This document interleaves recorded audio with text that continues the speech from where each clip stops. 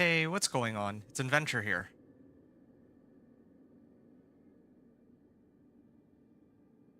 And we're continuing on with our gameplay here.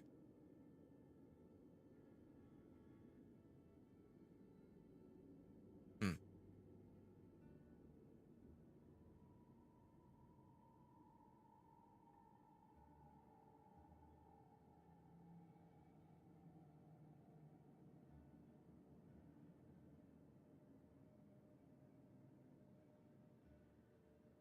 Okay, so for this, uh, I guess, stream, we're gonna be revisiting the Companion Druid.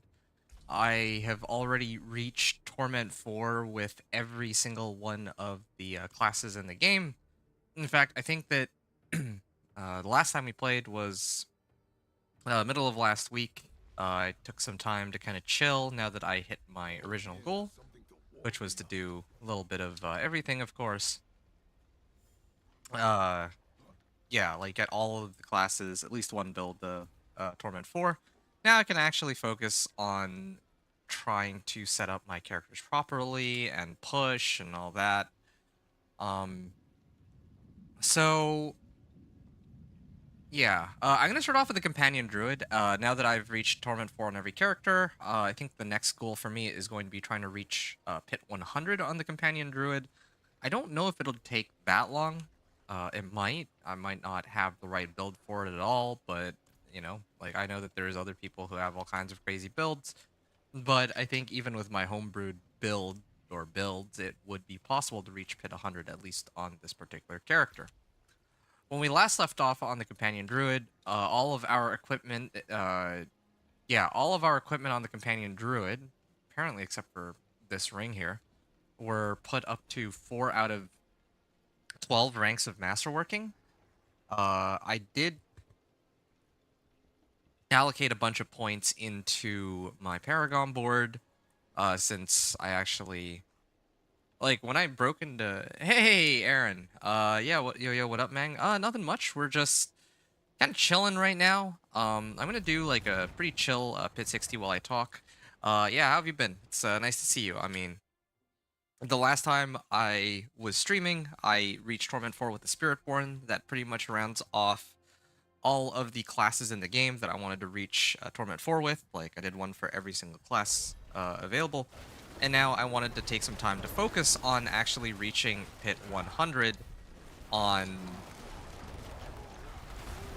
Yeah, I wanted to focus on reaching Pit 100 with each of my, well, with my Companion Druid. That was the next goal. So, yeah, that's what's up for me, hitting, like, Pit 100 with this guy.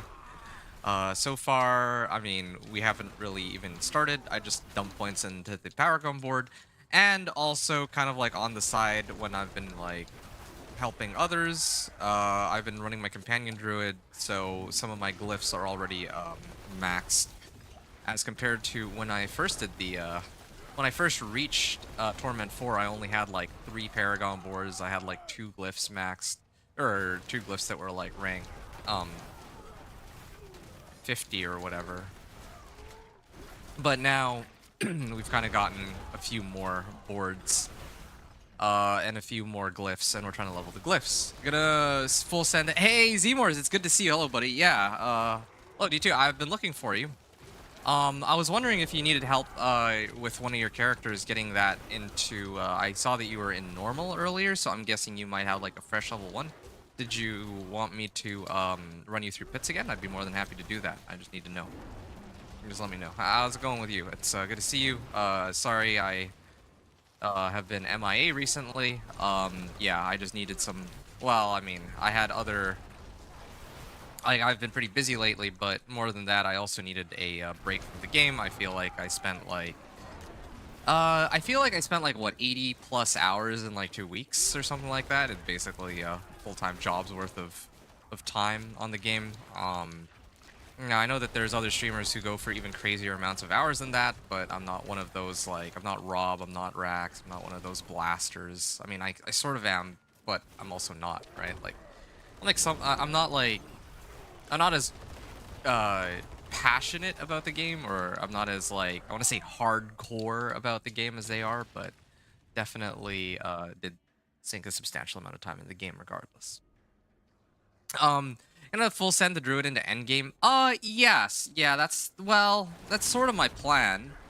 But I think that one of the other things I want to do too, that I need to do actually, is, mm, I, w- okay, well, there's actually a few things. So most of the other classes, companioned or well, let's say like Spiritborn. I don't really see myself touching Spiritborn unless I need to farm equipment for other people. I also, how should I say this? I have a particular interest in the sorcerer. They disabled the armory, which like temporarily, which I think is a shame. But once they get the armory back up and running, I do want to get my builds going. Like I do want to make more sorcerer builds that can push Pit 65 and then do videos for that. I also wanted to do more build videos because there have been a number, well, build videos, and I actually have to transfer my characters as they are right now into like build planners like on Maxroll and d4builds.gg. And the reason for that is there's been a number of people who have been asking me for how my builds work. So I need to go and do that. So there's a few things on the to-do list. In terms of what I'm going to be streaming, it is mostly going to be me trying to grind this druid into endgame, so nothing really too exciting in my opinion. But yeah, that. You're right. That is the main focus. Trying to grind this guy into the endgame is correct. And yeah, we're gonna go from there. But there's all those other things that I have in mind too, that I have planned out. I'm thinking about a break too. Good, and you? I'm doing great. Thank you very much for asking. Doing very good. Feeling very refreshed, I would say. Had a nice chance to kind of breathe and just kind of just chill. And yeah, other things non Diablo related. It's kind of a nice break. Okay, Earth and Sky. Yeah, here's one glyph that I saved until now so that I can actually show that it's reaching legendary. That's my last glyph to reach legendary. Yeah, and then I'm gonna try to level these up up until about 50 some, and then maybe I can even try pit 70 right now. But the problem with pit 70 is I probably just die. I just don't really have enough survivability for it, but we can try it all the same. You've surrendered to number one most easy OP build and more tedious too. What do you mean by more tedious? I was not thinking about taking a break too. Yeah, I mean, it wasn't a really long break. It was just a couple days. But I did feel bad because I did tell you that I was going to be hopping on, I think, like Thursday or something, but I just wasn't able to. I genuinely did not have the time for it. And yeah, like after that, I was like, okay, yeah, I do need some time to kind of chill and do something else for a little bit, and then definitely come back to this. I definitely do want to reach pit 100 on this guy, though, at a bare minimum this season. I think that would be a good goal to reach. So, yeah. Oh, Necrowave. Oh, okay. I see. I see. You,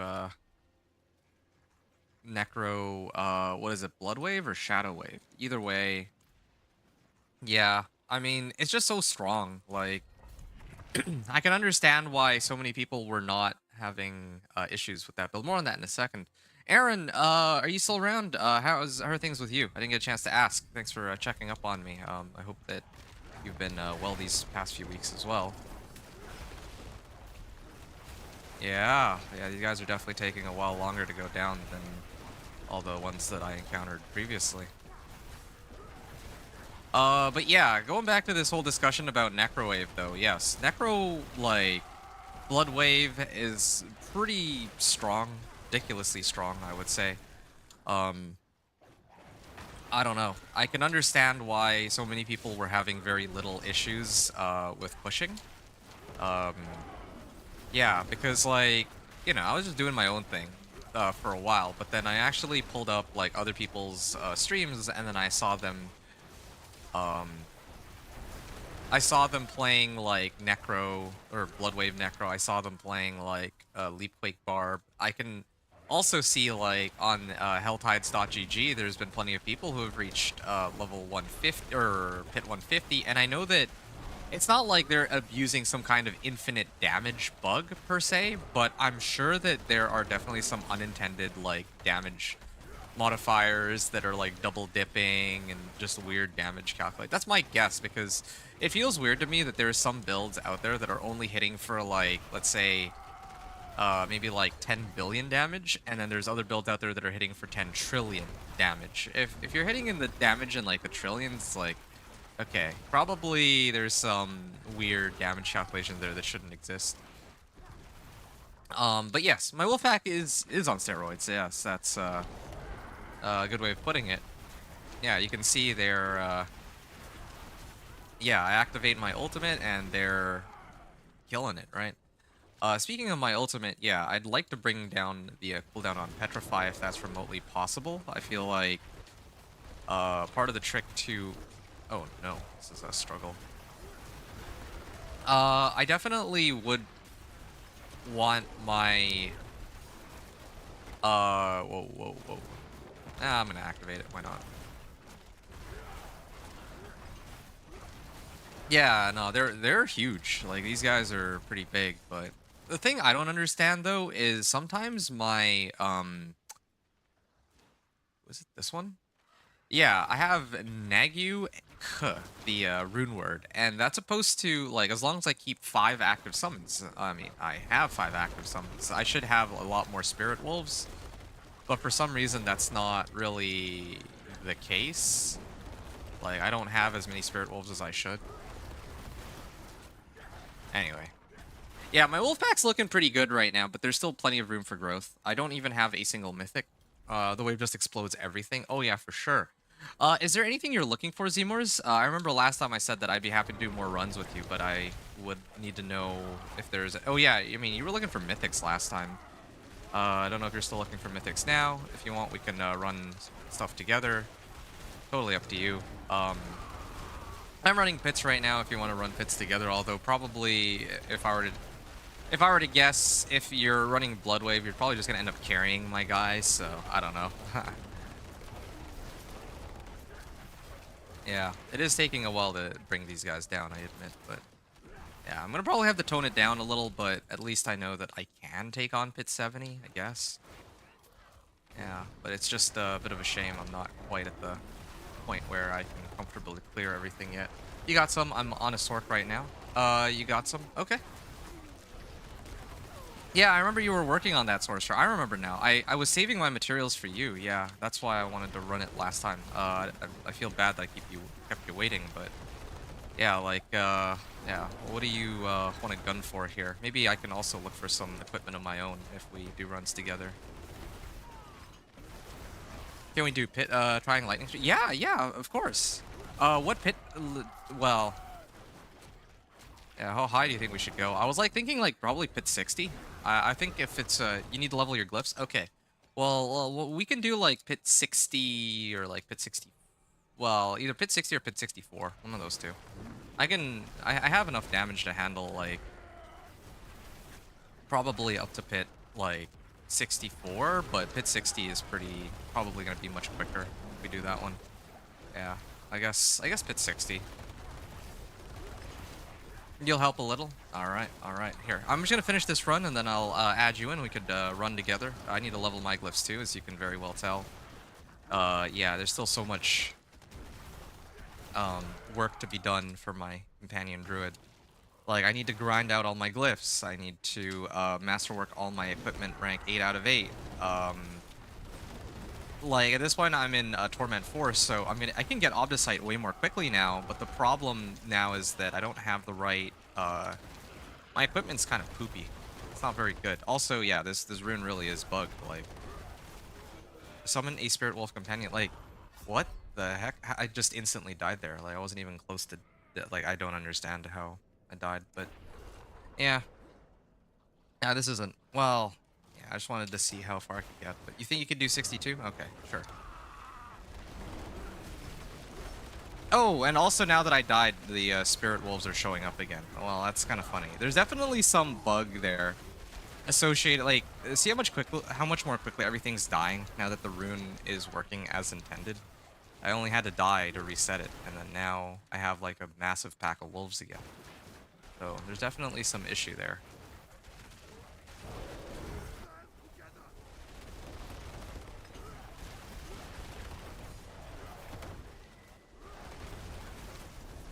Whoa.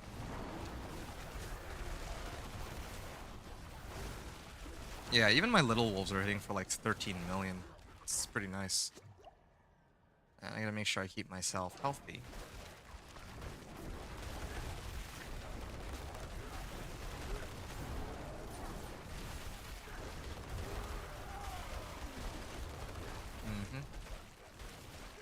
I'm gonna use my ultimate here.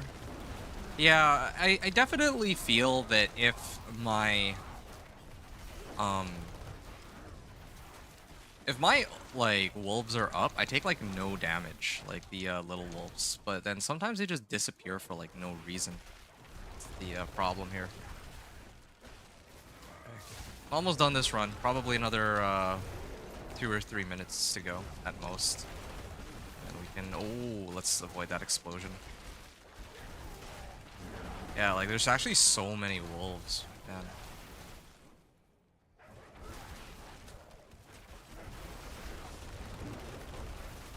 I want to activate my ultimate here, but I think we're about to get into the boss fight, so let's not do that. Oh, something exploding. There we are. This sorcerer needs a lot of masterworks and GA in cooldown. Yeah, hold on a second. There we go.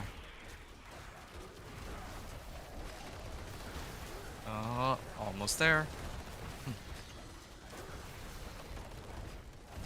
Let's just avoid getting hit by those real quick. There we are. See, the boss fight was no problem. Just everything else that came before it was an issue, but... what do we get here? Hey! Willpower, maximum life, and life per 5. I'm actually really tempted to replace my current boost for it, but I'm using Rakanoths. This isn't even like an 800 item power Rakanoth. This is just a plain Rakanoth. I just need it for resistance to all elements. But I can make these here. Let me do this real quick. Ooh, yes, getting that wild glyphs upgraded. Or wild's glyph, I mean. Yeah, I definitely need to get those I forget what they're called, the occult gems. Yeah, I need to get occult gems. I have fugitive heads. I need to craft those occult gems so that I can get more resistance to all elements. I can sub out my boots, and I think that will save me some trouble here. In fact, I might do that right now, even. Uh, Pair all. I gotta be honest. I shouldn't even be really looking at any non-ancestrals. I'm just gonna salvage everything at this point. Yeah. Better than starting from nothing. Okay. What was I looking for here? Oh yeah, fugitive heads. Okay. I'm gonna add you into the party here, Eric. Invite to party. But I need a moment to see if I can go craft some occult or some, well, yeah, occult gems. You think you could do 62? This work needs a lot of masterworks and GA and cooldown. Oh, I understand what you're saying. We can also do like some farm some like obdicite later. But like I don't know about the GA on cooldown. GA on cooldown's tough. I feel like you need like what, Harlequin crest for that? I'm not sure what they tell you that you need. But What have you brought? cult library. I don't know which of these I'm supposed to use, but at least I have enough materials for it now. Increased overpower, common psyche, witch powers are more potent. Weapon mastery do more damage to hexed enemies. Your summons deal increased damage to hexed elites. Oh, do I not have Vulture Talon and Toadling's Wish? Wow. Every 8 seconds you pull in nearby enemies. Ooh, I should really look into what powers I have here. Yeah, yeah, I should really look into these and see which ones I need. You got some mythics, really? Wow. I have yet to find a single mythic. You got lucky, not too much. Okay. Lucky, but not too much. Ah, that's okay. You'll get there. Have 3 or more growth and decay. Primary stat, 10% max life unhindered. For each of your auras, they take increased damage. What the? Okay, well, I take back what I said earlier. I definitely need to look into which of these I should really be trying to get into. Um, Although maybe I might actually get pointed finger. I feel like pointed finger might be a pretty safe bet, and I get armor out of that and resistances. That might help solve my resistance problems. Do I have hexes? I don't even have hexes. Okay, well, it's a good thing I checked. Okay, never mind me then. I will just we can just run pit and then I'll worry about this later. Yeah.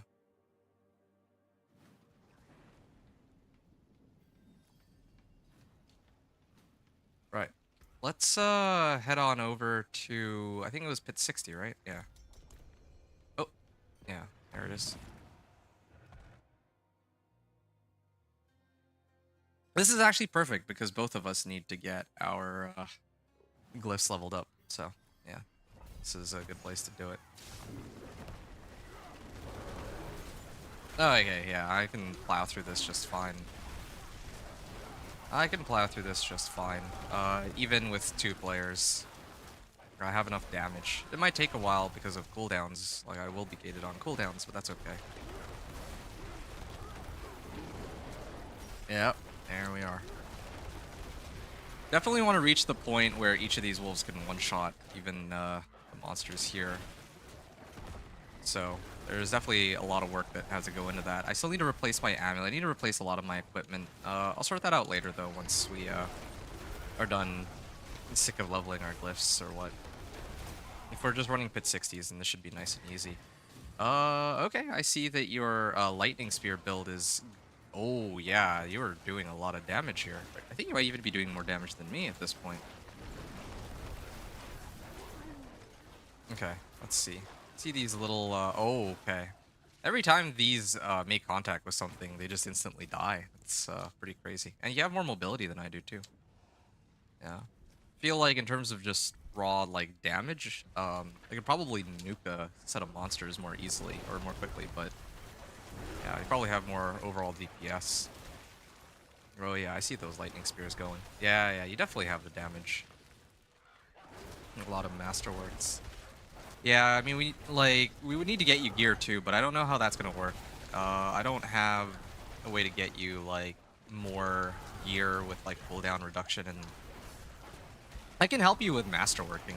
Like we could run like I don't have Infernal Horde compasses, but who knows? Maybe we can do like Nightmare Dungeons or something. I don't know.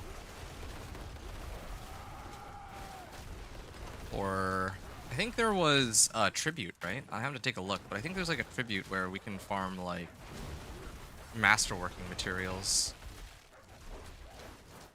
That might be good. I have a few of those.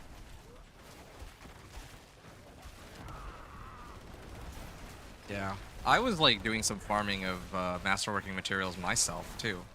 Um yeah, like I was doing like Nightmare Dungeons off like when I was like off stream just trying to get some well, I was just trying to like masterwork some of my equipment for my sorcerer. So I was running T4 Nightmare Dungeons, getting like 2,000 Obdicite a run rather than previously.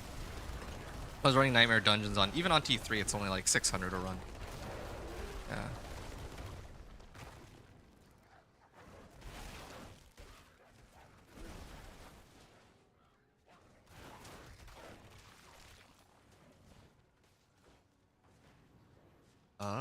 Okay. This is interesting.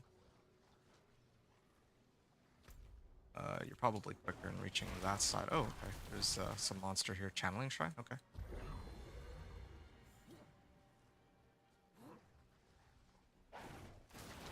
Ah, here we are.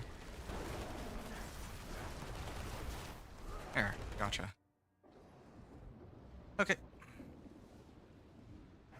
I'm actually more curious to see how much damage you're gonna end up doing.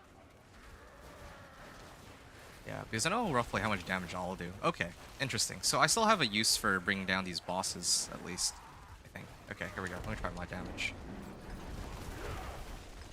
There we go. Okay. Two-handed axe. All right, so I still have some use with like hitting bosses, so that's kind of good to know.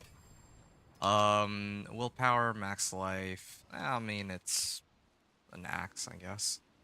I'm gonna just salvage everything that's not like not ancestral. I think that's kind of what I'm going with now, and it's time that I start leveling these glyphs too. There we go.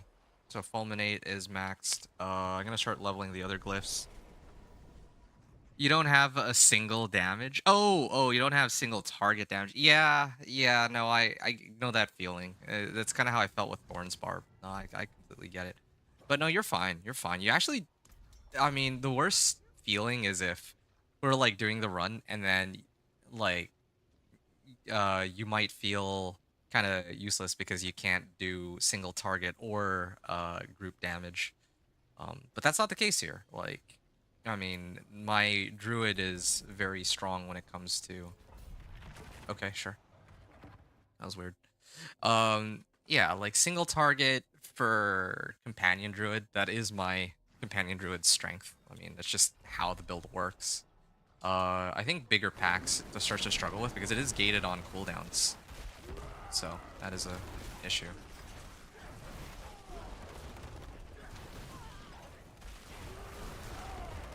Yeah, that's okay though. This is exciting. I would like to get my glyphs up to like maybe 70 today as my goal. Yeah, I'm not really as concerned about my equipment because I like there's still so much equipment that I need. Like even if I get let's say GA chest plate with like willpower max life or something, well I'm still waiting on like Shroud of False Death. Same thing with my helm. I want Error of Perdition. Or, you know something? I might not even want Air of Perdition, actually. I might even want, like, a helm with, like, plus wolves ranks on it. Yeah, I think that might actually be stronger. I'm not sure. I already have a lot of crit strike chance, but... Oh. Oh, ouch. I almost died to that explosion. Okay. Gonna go next. Your PC struggles a little. Oh, okay.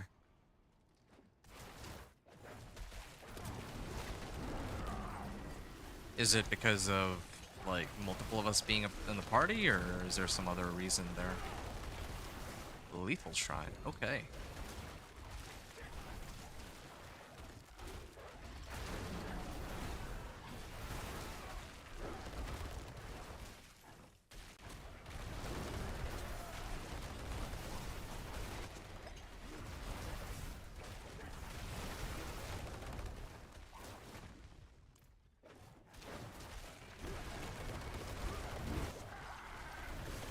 I can activate this really quickly.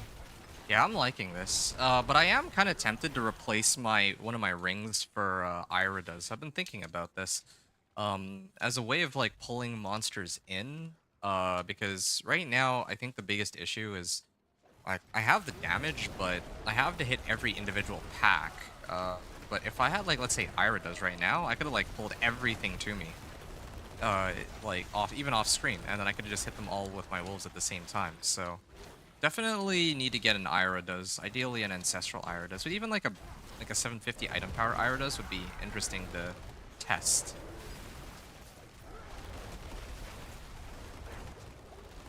All right, let's keep this wolf pack going. And never mind the fact that my ult cooldown. Oh. It seems that you're gonna have to respawn there. I'm nowhere near you. But I'm glad that we have ways to like split up and you take one side and I take the other. That's kind of a nice layout for I mean, this kind of works out for us on the pit. The fact that each of us can take one side. It actually does speed things up a lot.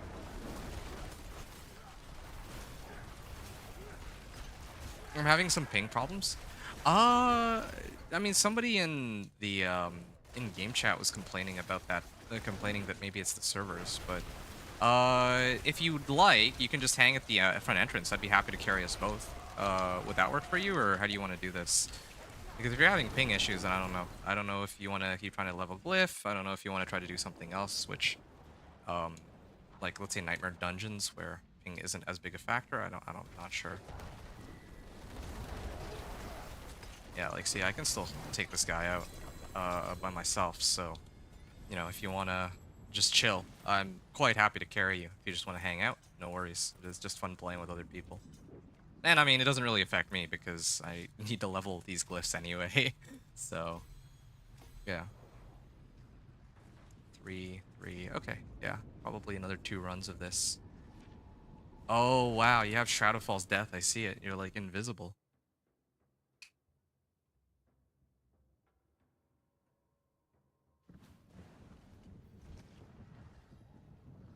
Okay. Let me check this out. Oh, you have Harlequin Crest, but it rolled max life. Huh. And Shadowfall's Death. Where'd you get these? Were you like just... Oh, and Ring of Starless Skies. Wow. It's not even... Yeah, I mean, you probably didn't even get these from, It's not like... Wait, you have Nagu Vex? Oh, right, because you're using those, conjurations. That makes sense. Wow. Wow. You must have run a lot of bosses for this. I didn't even click anything. That was weird. I yeah, I want to start a pit 60 and then it just automatically starts it.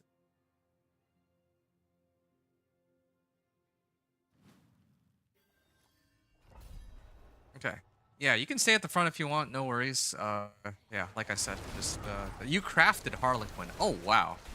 How'd you craft Harlequin? Did you like open up like a random box for it? Because I know that there's like 2 options. You either get Resplendent Sparks, and then you can craft like a random mythic, or you can use like runes, like a set number of runes to get it. And a friend rushed some boss. Ah, I see, I see. That's cool. Oh, ouch.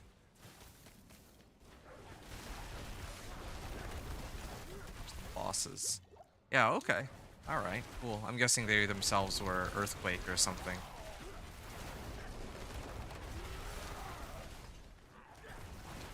But, yeah.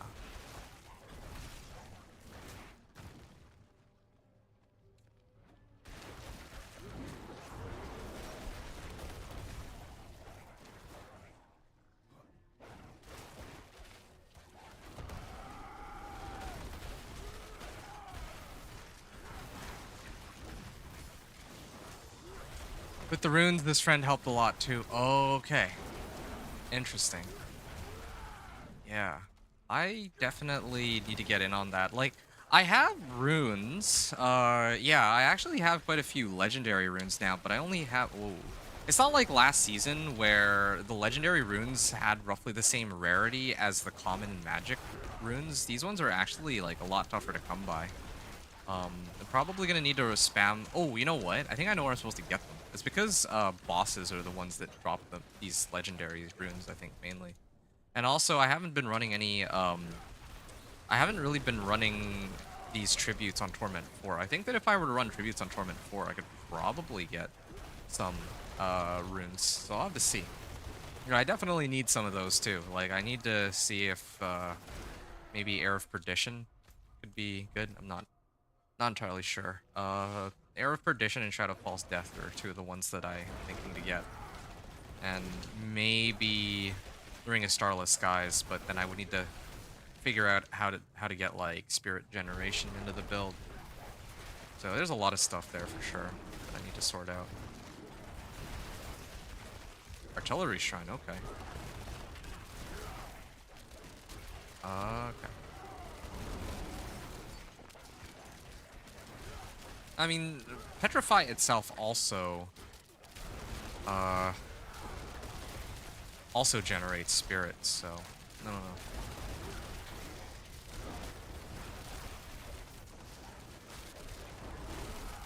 Maybe there's like some witch power or occult gem that can allow me to generate a resource. I don't know. I'll have to see.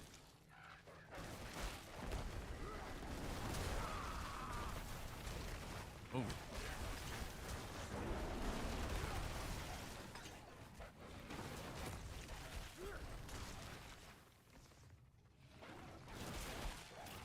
Not bad. Not bad at all. And 104 million.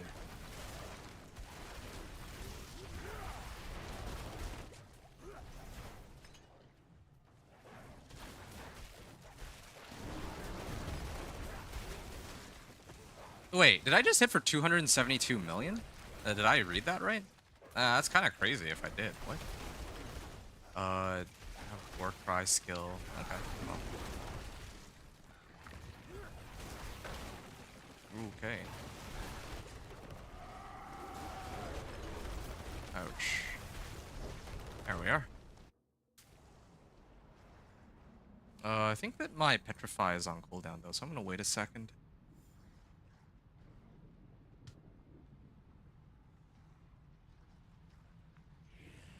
And here we are.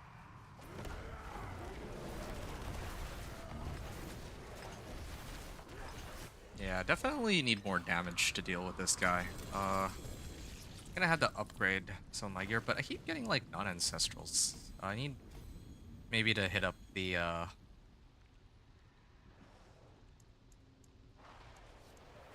maybe it's time for me to start hitting up the Torment for headhunts to get like the heads and also to get more ancestrals. I feel like that would be a good place to get some equipment upgrades from what I'm rocking right now. Okay, we can do one more pit 60. After our next pit 60, I'm gonna try to up it to pit 64 if that's all right with you. I feel like pit 64 would be good.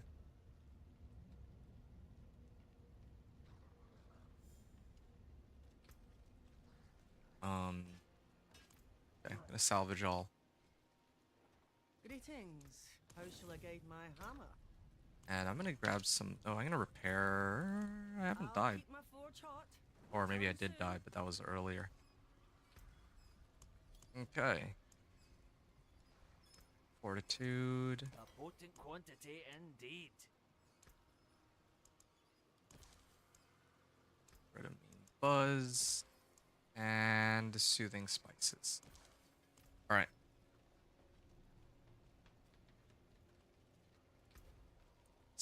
Oh, yeah, right. Another 60. And I'm gonna drink these. And in we go. I still have a resistances issue. Like, well, I mean, the resistances and armor issue are supposed to be fixed by running occult gems, but yeah, I had to figure that out later. Maybe I just use some random blue occult gems as a temp for now. I actually think that's what I might do. I just want the resistances so that I can move off of these boots that don't really provide too much extra damage for me.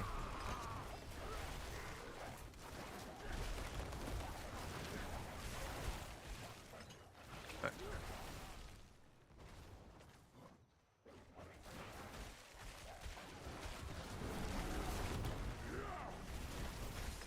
ooh, yes. It's damage.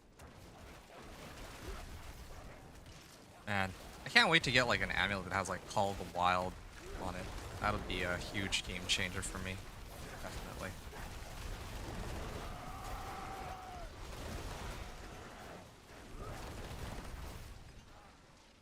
Blastwave Shrine? Yeah, sure.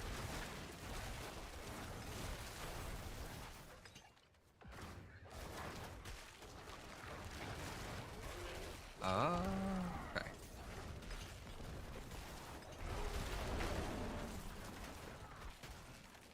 Next area it is. Winter is coming. Ah, I see. This is a Game of Thrones reference. Yeah, I guess it makes sense. It is a wolf pack, and You know, you can call me Jon Snow because I know nothing. I gotcha. Yeah, how have you been, by the way, Aaron? I don't know if you had heard me earlier. I didn't get a chance to properly check up on you and make sure you're doing all right because, yeah, I mean, um, yeah, haven't seen you since last week, so just wanted to check up on you. I definitely want to get some more. Like, I think I'm probably gonna be a little bit busy going into next week. Probably, I'll try to game when I can, or like, I'll try to like do some D4 streams when I can. But I think that probably like until middle of next week, I'll be pretty preoccupied. Maybe even a little after middle of next week. I'll have to see.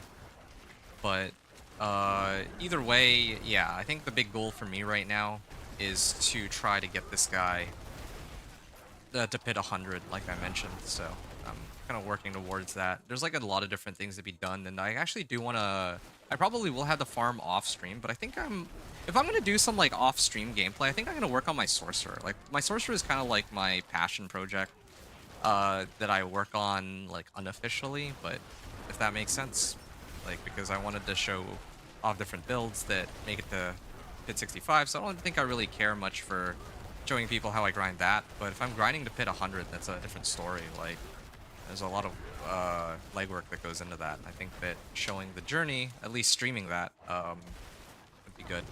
Definitely want to hit it this season, and then I'd actually use that as a guideline for next season too. So yeah, I need to know for next season. Like I'm already thinking about next season because yeah, like this season I did like a little bit of everything, but next season I think I might do the reverse approach where I actually try to push all the way to pit 100, unless they do like more changes to like and adjust like how strong monsters are. They actually very well might. But yeah, if they don't adjust anything, the next season I'm thinking that yeah, pit 100. I might try to. I might have to try. Oh, oops! I've already activated my ult. Well, I think that should be okay still, but. Yeah, let's see what we can do. It should be fine still, even without my ult. It'll just take a little longer, but not too much. Yeah, that's still fine. Chest armor, 2 of them, in fact. One of them's got to have willpower, right? No, one of them has spirit per second, but doesn't really help me. This one also doesn't really help me. I guess technically I could throw this on another character, but that's fine. I'm just gonna leave it. Oh, I have maxed obols. Well, that's also an issue. Okay. Well, oh, this is 40% chance, right? I'm trying to level this one, and oh, it doesn't really much matter. Okay, cool. Time to up it to 64. Do you watch Game of Thrones? I don't watch it anymore, but I watched it back then. And yeah, season 8 was like Season 8 truly was interesting. But aside from that, yeah, I found Game of Thrones pretty like a very fun show. You know nothing, Jon Snow. Indeed, yes. I do know nothing. Okay. Yeah, let me burn my obols real quick. And I'm gonna burn it on ideally I'd like polearm. Hello. Well, there's something special. There we go. So I guess I can salvage everything. No, like no ancestrals, unfortunately. My hammer sings on your return. Well, I'm gonna up it to 64 now. Whenever if you're good for that, Zmorgs. That's gotta be a bug. You need to switch your amulet, and my weapon is garbage. Yeah. I mean, I don't know what I gotta take a look at your weapon, but yeah, definitely both of us have amulets that we need to sort out. Like in my case, wait, what? They spawned me like right next to these guys. Okay, sure, fine. Like in my case, I need one that has like I actually have one with willpower and max life. I might actually switch over to it. But I definitely need another one that has like it needs to be like willpower, Call of the Wild, and one other thing. I don't know what that other thing is supposed to be, but definitely willpower and Call of the Wild should be two of the modifiers, but I have yet to find one. Like, Call of the Wild amulet feels so difficult to find. I think there's a way to like increase my chances of getting it. Like there's like bargains, I think it was called. Um yeah, like I need to take advantage of other sources of finding equipment. Oh yeah, and I'm also supposed to open up the season journey rewards too. But yeah, there's a lot of places where I should try to look for an amulet. But either way, my current amulet has served me very well. It's got crit strike chance and total armor. But at this point, I'm actually pretty overcapped on armor. Well, actually, this isn't even... To be fair, this isn't Torment 4. This is like still Torment 3 stats, but I also need to sort out like the whole occult gem situation, so yeah. Need to get that all worked out too.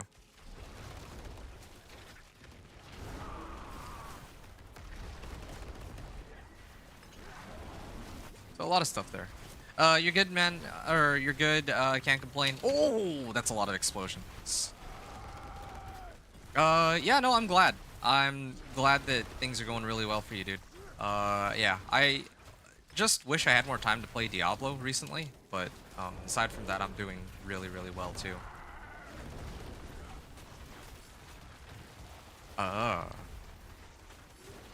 Explosions. Oh, all my wolves are kind of covering, like, when these guys have their little mini explosions, so pretty scary. Also, I noticed that that bug happens again, where my wolves are just not appearing as they should be. Kind of crazy, those Nagi rune. I can't believe they added something like this. It's like the easiest requirement, and in fact, for most of the other classes, yeah, you could, like, this feels almost free. Like, you could, like, just run like conjurations or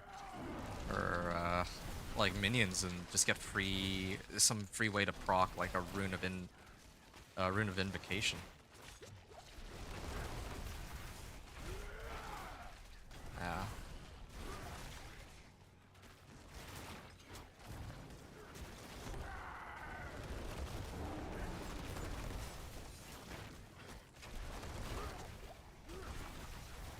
Oh, no.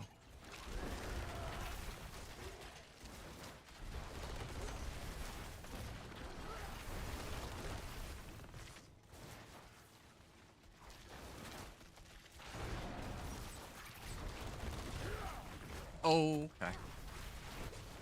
Let's avoid that. Yeah, definitely still able to do a decent bit of damage, but it is a little bit slower, which is fine though. Yeah, I don't know what I'm gonna do about my... I've also been using... Oh, where did these wolves come from? Is it because I went into the next area that now they're starting suddenly working again? Because in the previous area, they just didn't work at all. Yeah, this is a pretty big damage difference too when these guys are present because of Shepherd's aspect, so... Yeah, I see like 34 million. In fact, I should probably even switch my amulet with my weapon, like the modifiers on each. I think I'll get a lot more damage. I think I just saw like 177 million. 50. That one's 53 million, whatever, but yeah. My previous highest damage number was like a little over 100 million. So if I'm hitting for like 277 million, that is already like a huge increase.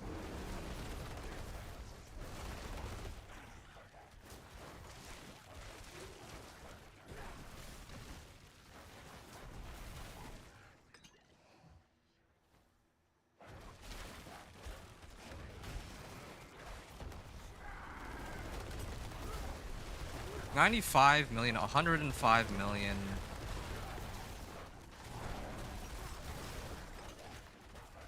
Yeah, okay. It's not bad. And I'm gonna take a moment after this run to actually see what your weapon was. I didn't get a chance to look at that yet. Yeah, I definitely have to upgrade my equipment to clear these more quickly, because right now, like, I want to get my glyphs up to like rank 100, but at this rate, it's looking like it's gonna take a really long time. I don't want to have to grind them one by one up to 100 for like a little bit of damage increase. each time. Like, there's got to be quicker ways. I think glyphs should be the last thing I do, actually. Trying to get, like, even, like, a mythic would be quicker. I mean, it's very luck-based, but there's got to be... There's got to be quicker ways. I mean, like, worst-case scenario, I get runes from them. Like, worst-case scenario, I get runes from these bosses, even if I don't get mythics themselves, and then maybe I can just craft them with the Resplendent Sparks. Use a Shroud of False Death, or... I don't really need this. Yeah, Shroud of False Death, or... Air of Perdition. I'd probably get Shroud of False Death first, I think. So...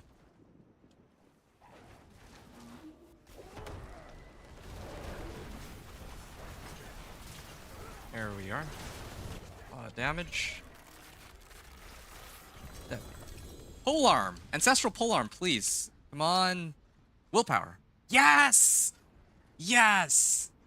Yes! I've been looking for one of these. Oh, that's huge. That's huge. Oh, finally. I can actually put this on and then... Yeah, I mean, I don't even know where to start on this. The rest of these, though, can, you know, just rot. I don't care about any of them. But this is huge. That's massive. 70% chance to upgrade. Let's do Headhunter up to however high we can go. Then we're gonna work our way to this one. It's like... It's somewhat slow, but it's honest work. We got a weapon, too. Very nice. That's, thank you, Aaron. Thank you. Thank you very much. Okay, well, yeah, damage to close. So if I were to take this off, let me see real quick. What's my, I think it was not Heightened Malice. The one I'm worried about is this. Okay, so I'm still capped out at 60%, so it doesn't really matter what I roll on this polearm. It's gonna be just better, probably. So in fact, I might even do that. Might even do that right now. Vulnerable damage. Yeah, let me get this thing up and going. This thing's just raw damage, but that's okay. I'd rather have vulnerable damage because I think consistently have a way to apply it, right? Wave of Woe with Shaken Soul, yeah. Yeah. I think all the monsters I go up against are always vulnerable, so this is actually the best. I have Companion Augments. Yeah, this one's huge. I need to, like, my old one was, what, 18%? Yeah, definitely want to... Wow! First try! 44% chance for wolves to deal double damage. Okay, and then offensive... Oh, I don't know. Critical strike damage seems awfully tempting, but... I don't want to do crit strike damage, just max out my damage as high as it can go, right? Fine, sure. Vulnerable damage, that's a good start, whatever, it's good enough. Okay, and then we can masterwork this. This is unbelievable. We're getting all the right rolls here. 1, 2, 3, 4. No way! It's chance for wolves to deal double damage. Wow. Wow, this polearm is nuts. For me right now, anyway. That is completely insane. Okay, well, I'm gonna also make 2, let's say, sapphires. Royal sapphires. Yeah, I think 2 royal sapphires should be okay. There we are. Beware the envious, my friend. Good. Very, very good. And we got all these. I don't know where or how we got those, but... Yep. Wonderful. I'm gonna salvage everything else. All items. Okay, sorry for that delay. We're, yeah, exciting stuff, man. We're ready to keep going here. I'm kind of capped out on this, though, right? Get more max life later, but whatever. I'll sort that out another time, I suppose. I don't really see myself getting more life anyway. Maybe like more attack speed. I could do more attack speed, yeah.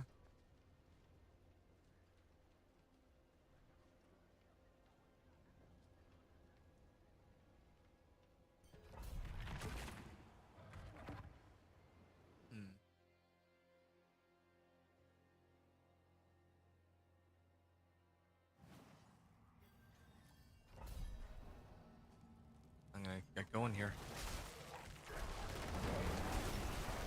Whoa. Whoa. They just exploded. Yep. Yeah, these guys are just getting straight up dog walked. Quite, almost quite literally, in fact. Wow. I mean, I guess that's what would happen if the percentage chance of double damage proccing went from like 18% to like 64%, just like that. So, yeah, that probably has something to do with it.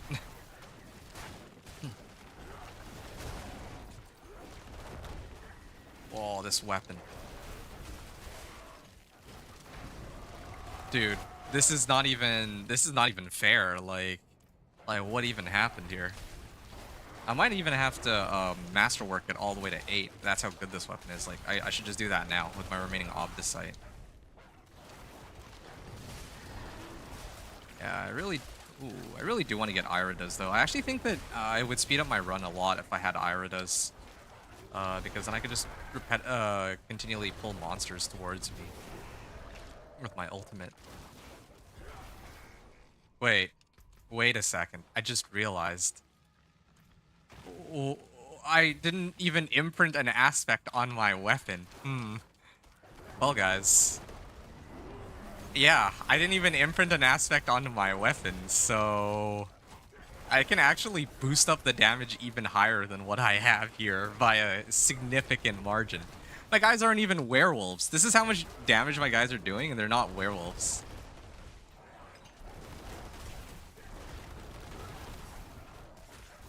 Oh, man.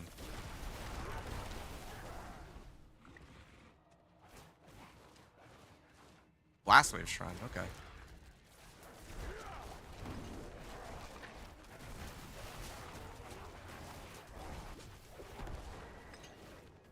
Okay, I'm gonna keep going here.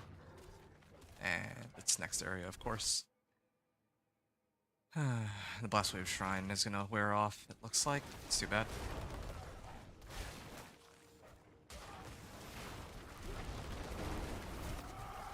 Wow. I don't know how this run is going so much more easily, though, compared to the last one. Like, I mean, I don't even have my guys as werewolves, so I'm missing it. Like, I am actually doing, I'm supposed to be doing a third of my damage now in comparison to before. And yeah, I still see them hitting for like 133 million and all that. Wow.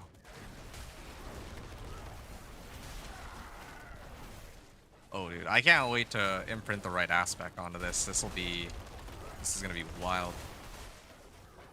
You know, I should actually have Shepherd's aspect on my weapon now, but I'm a little concerned about the fact that the Spirit Wolves don't always get summoned. Like, I think they just bug out occasionally. I don't like that. Yeah, I'm gonna have to think about that. I mean, I'll switch it around and see. At the end of the day, the highest damage numbers is still going to be higher with all these wolves present than with the other aspect, but still. It's a point of concern. How I reset my tempering? You need a tempering, like a scroll of restoration. I believe you get those from like infernal hordes, but I still don't. I'm not entirely sure why I am not getting the Infernal Horde compasses at all. I'm pretty sure that it's bugged. Like, I'm pretty sure that I'm not supposed to go this long without finding one. Or not bugged, but I think there's a quest that I'm supposed to do on this account. Kind of like the class-specific quest. That should already be unlocked, but I don't know. For some reason, it's not done here. So, I think that has something to do with it.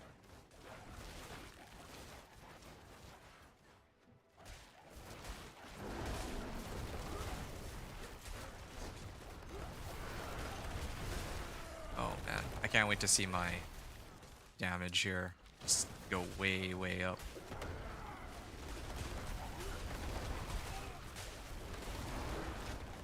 I feel a lot tankier too for some reason. Maybe it has to do with the fact that I'm actually clearing everything super fast. There we are. Where's my ult? Oh yeah. Greetings. Well done. Thank you. Goodbye. Why is this not marked with hello? There. That's weird. Weird bugs. 170 million. And this is without that aspect. That's supposed to, like, triple my damage, so... Hmm.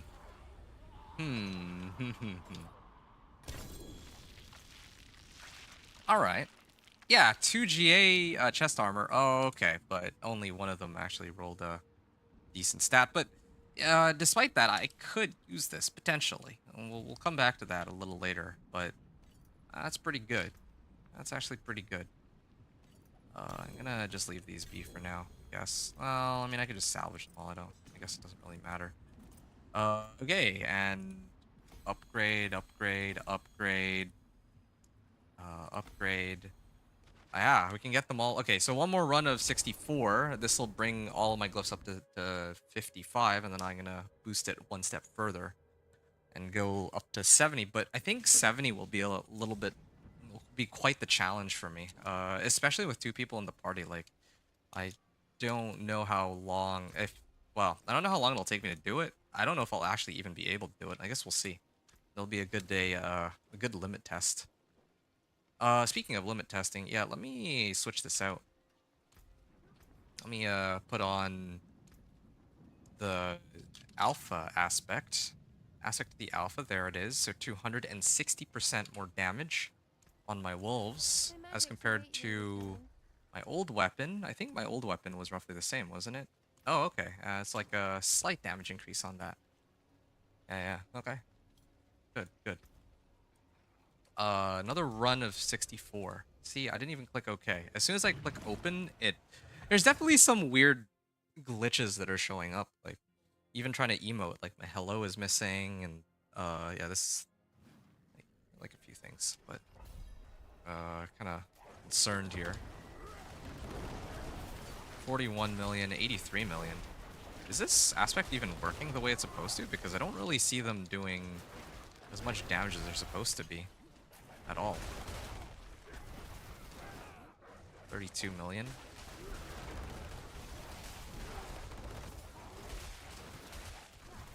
Or maybe 55 million. 176, okay. 176 million, that's closer to the numbers that I'm expecting to get out here.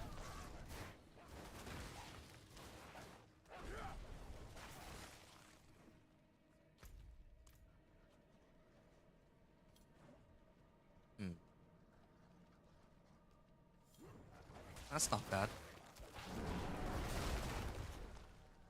And I'm still using this subterranean aspect. I could definitely sub that out for something else. Oh. Definitely could sub it out for something else later. Maybe a core skill. I don't know. There's a few options. Additional companion. No, these are must-haves. I wouldn't want to switch out these at all. I think I have to get, like... Oh, ouch. Almost died on that one. Yeah, I think I have to give up on Ring of Starless Skies. I was hoping to get that for, like, an additional pretty big damage boost, but I just don't think it's feasible right now. I think I have to run Iridas. Then again, if I do run Iridas, well, I think my wolves usually just end up resetting themselves, though. I don't have to wait, like, full duration, so I don't even know if that part really matters all that much. I'd be better off just, like, if there's a way to reduce ultimate cooldown reduction, I should do that instead. Because I need it for my Petrify. That one's actually much tougher to reset. Or maybe I should do there was like a lucky hit aspect where I could like reduce the cooldown of my ultimate. And yeah, I mean, this build is partly dependent on having my wolves on grow. 131 million, okay. Yeah, I'm definitely seeing those damage numbers going up, but it's definitely not as high as I'd like them to be. I want them to be like...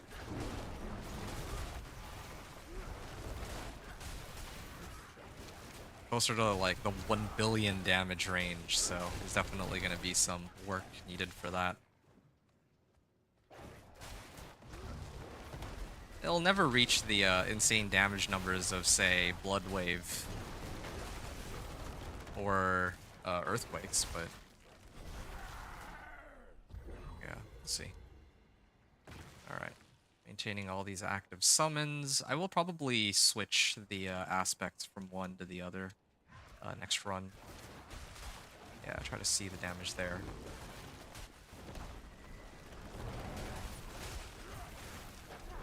$169 million. Not bad.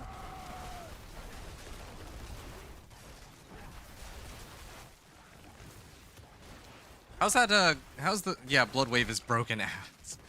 Yeah, well, I mean, I am glad that you acknowledged that because, yeah, I think sort of is. At least it's not as busted as, like, last season, where, yeah, Spiritborn just completely dominated, like, everything.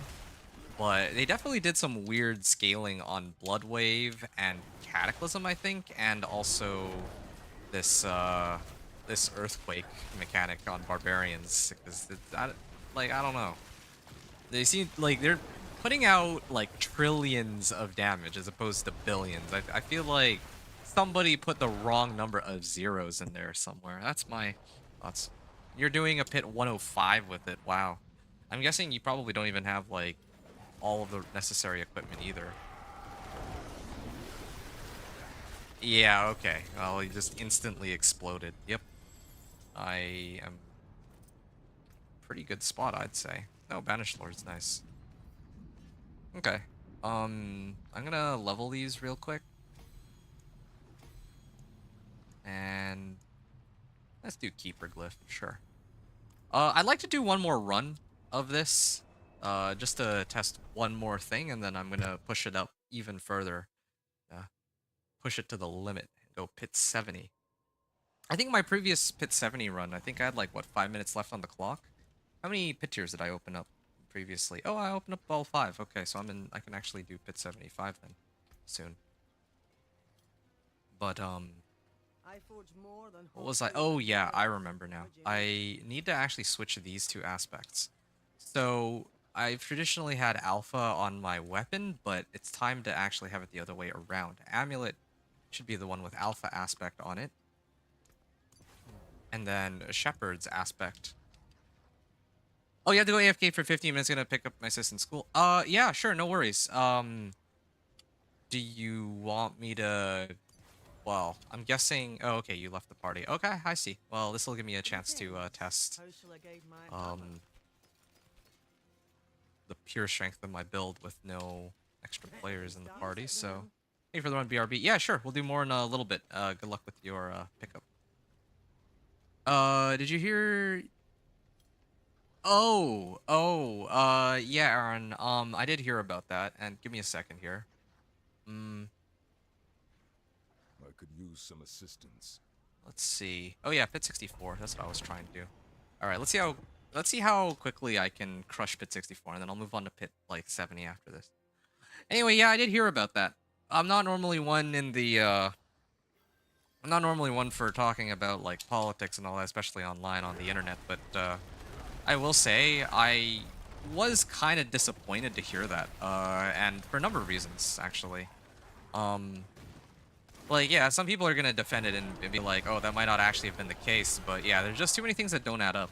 Like, the part where I believe he was in the middle of, like, he was actually at an interview or something, like, live, and at the same time, he was still somehow playing on his account.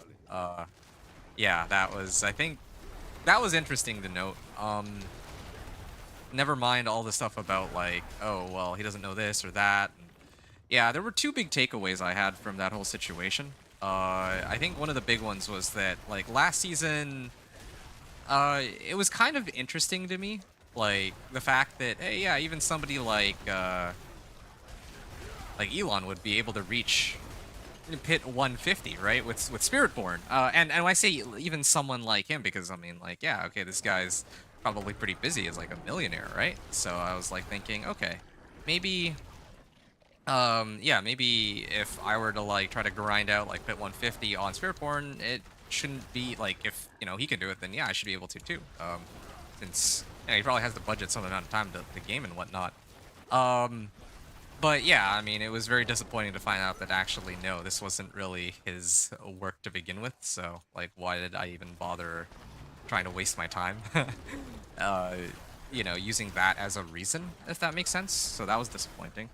And then the other half of it is that I think what's even sadder than that is the fact that if um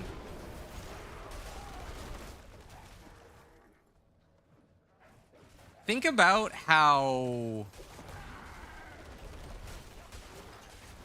he was able to get away with not knowing much for Diablo 4. That kind of gives a nod to how, I guess, simple the game is. It's like, which is not like a good thing or a bad thing. It's just an observation. I find it kind of funny that, like, somebody who doesn't really play the game can kind of pass for actually having like a, well, yeah, somebody who doesn't know the game super well can still get pretty far with it, is what I'm getting at. Like, you can play the game and, he plays his character in such a way where you can, like, you know,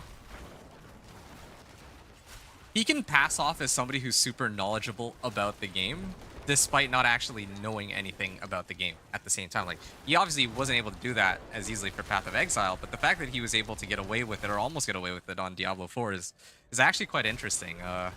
It, like, kind of says a lot about the game, not just Elon, but the game. And I think that one is more interesting to me, so. He said he was #1 player in the world. No, he said he's, like, top 10, I believe. And yeah, like it kind of makes sense, that kind of claim, based on what he was trying to go for, right? Like what are we basing this claim on? Helltides.gg, shows the top clears for players, player submitted runs, right? So then he's like, yeah, no, this is my character, this is my account right here. And indeed, yeah, like it was his account, it was the same account he was using when he's like doing streams on X or whatever.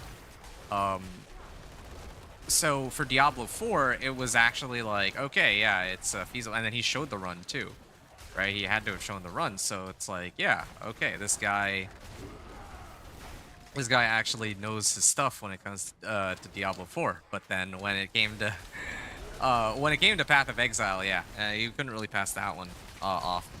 I don't know the full specifics. I don't know if he actually paid people to like boost his characters, whatever. I don't really think I much care. I do, however, know that yeah, like there's definitely a number of things that just did not add up, and I think that it truly is quite disappointing to see that, for a number of reasons that yeah, somebody, well, I think it's kind of disappointing that he would choose to like lie about that kind of thing rather than, like have honest achievements. But I also can understand why he did it, despite like other people are gonna say, oh, well, why didn't he just come clean and say, oh yeah, I'm not, all that good at the game, and then people would have had more respect. But I think the reality is, like, honestly, this is a tough pill to swallow, but people on the internet, if he was just a gamer, no one would really care. But the fact that he's like top 10 or whatever actually makes headlines. And I think that that's why he knows, I guess as a businessman, that it sells a lot more to be able to say, hey, yeah, yo, I'm like one of the best, rather than, oh yeah, I'm just a gamer. So yeah, I think you hate pay to win games. Well, I hear you. I hear you. No, for sure. Pay to win games are rough, but I mean, that is the reality of the world we live in right now, at least for AAA sort of games, right? Um, I'm not saying at all, or I'm not saying at all that I'm happy with it, but right now that's just kind of, I guess you could say, the situation that we're faced with. And I'm actually going to take a moment to finally replace some of my other equipment, because yeah, I was showing myself leveling with all this. It's time to really switch over to other items that I was meaning to use since earlier. Let's put this on.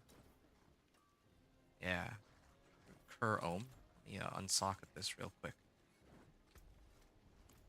trying to up our damage a little bit.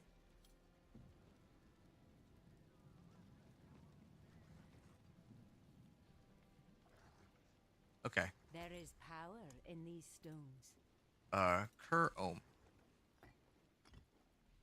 Yeah, I mean, there's a lot, definitely a lot of takeaways from that whole situation with Elon, but yeah, one of them, if we're talking about, like pay to win and all that, like yeah, that's, well, I mean, to tell you the truth, this is exactly why I do wish there was a solo self-found kind of mode in. Okay, hold on a second. What was attack speed? No, I'm gonna reroll. I need willpower. There we go, willpower, nice. And I think, what aspect was I using on my previous one? Mending Stone? Yeah, I guess I could run Mending Stone, whatever. I'm gonna have to switch that out later, though. Or I put on Juggernauts, call it a day. Well, either way. Sublime. I kind of want to just craft a gem, though. It's so tempting. Okay, well, that's a good starting point to boost up our damage a little bit, our damage numbers. I'm gonna go again. It is kind of irritating that my wolves, like the ones from my runes, keep disappearing. I think that's kind of dumb. Did you hear about the bot farm drama on WoW Hardcore? There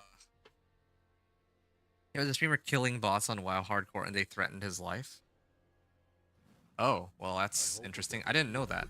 I didn't know that was a, I didn't know that was a thing. I didn't hear anything about it, but, I mean, good for, like, good for the streamer, I guess, like, for a number of reasons. He's kind of doing people a favor, but, well, not, when I say doing people a favor, I guess it's kind of like, it's win-win for him. Like, on one hand, he gets some clout for it, but on the other hand, he also is helping, like,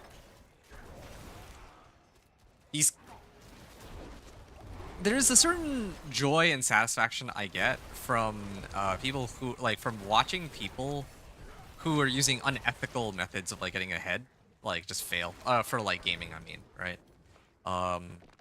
In real life is a completely different story, but, is a completely different, its own separate kind of discussion, but yeah, like, if people are cheating in, like, Diablo 4 or wherever, whatever other game, there's something very satisfying about just seeing them get, like, shut down, right?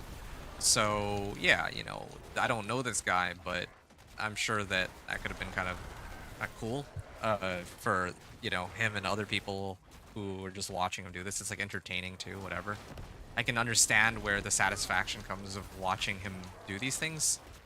But, yeah, him getting death threats, though, I don't know. I feel like that's kind of...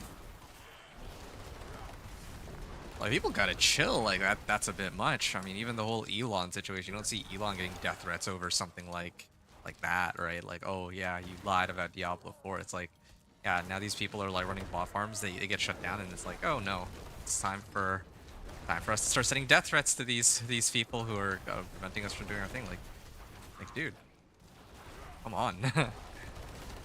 Name is Mad Skills. I see. Well, never heard of him, but I am more intrigued about... oh, I turned away for like a second to read. But, yeah, if we're discussing this whole concept of like pay to win, right? That was the topic that you brought up that I think more intrigued about. Yeah, I think, like, I'm trying to think of like a good example of pay to win. I think Call of Duty is probably the best example. Like, surprisingly, nowadays it's not as much as bad as it was in the past. But I remember Modern Warfare 2019 when that was out. There was Rose Skin. Rose Skin was it's like a skin where you had to pay. Of course, you had to pay for the battle pass.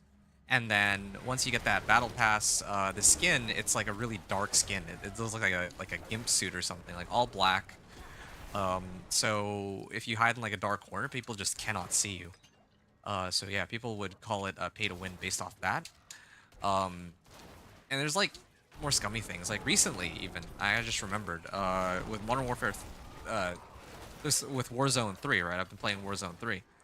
There's like a scope with that's like a thermal scope, but it is much cleaner than any scope that you can buy with or that you can get by unlocking stuff in the game. So there's definitely like these like, I don't want to call it like micro pay to win, but yeah, like in the past, people used to do like, I don't know if you've ever seen like Maple Story, but yeah, Maple Story was like the prime definition of like pay to win games like that, where yeah, you could just use like real money to like infinitely reroll for the right stats on your characters. Nowadays, games I feel like don't have as much of that, but it had to be like more subtle about it.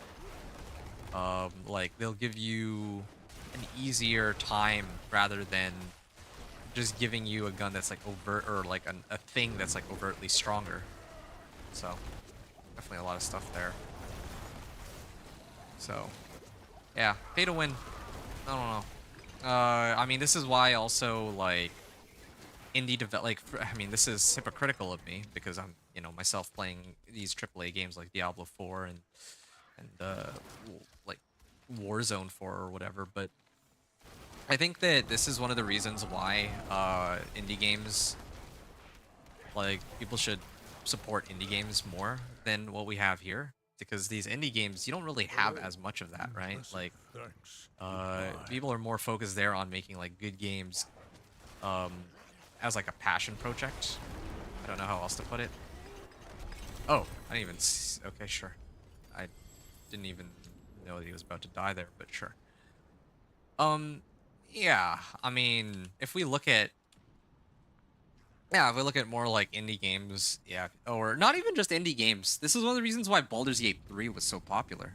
There's none of that pay to win garbage. It's just a game that's like fully developed and people play it and they have genuinely like a lot of fun with it.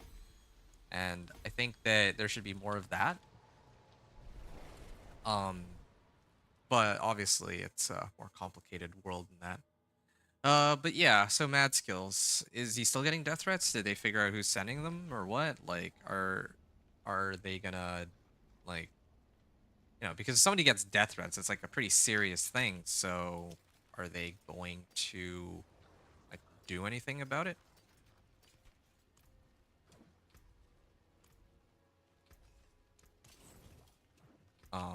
Or is it just like, oh, whatever, this happened, and then they're just gonna like put it like shelve it?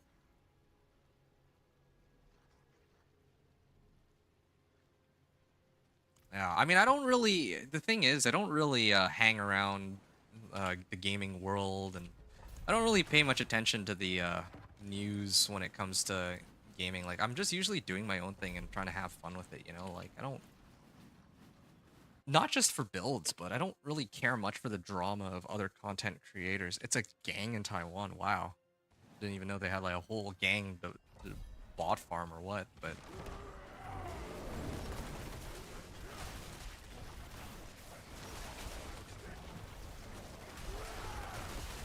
Yeah, that's interesting. Oh, 160 million there. Ah, dude, I just saw that. Poison explosion. That's so dumb. Okay, I'm gonna redo this run real quick. And I have to repair my stuff too. I agree with it. You said it's a complex, greedy world we live in now. Yeah, no, it really is. And I'm gonna talk more about greed in a second, but like me personally, I don't really pay too much attention to. Like, I pay attention to news, like actual news, but I don't pay attention to things that happen in the gaming world because I can't be bothered to care, right? Like what's there to really care about? Like, if it's somebody that I know, if it's a content creator that I actually care about, like let's say League of Legends recently has a new team that came up called Los Ratones, and I really like Los Ratones. The concept of it, I'm not going to really get into it. It doesn't really matter. Basically, the more of the focus is on like popular content creators as opposed to like well-established professional players. I kind of like that idea. I think that's great, and because of that, I actually do keep up to date with like Los Ratones. But I don't really keep up to date for like, let's say like Diablo 4 space. Like I don't know if like I totally forgot for a while until yesterday that Darth Microtransaction, he used to be like a big Diablo 4 guy.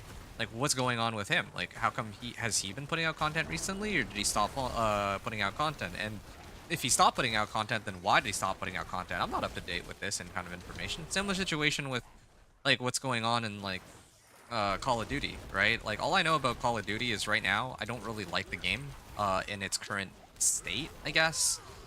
Or like I can play it. It's not like unplayable. It's not like the Warzone 2 levels of bad, but um still I'm not the biggest fan of the direction they've taken the game so far, and part of that is corporate greed, but I'll discuss more about that in a second.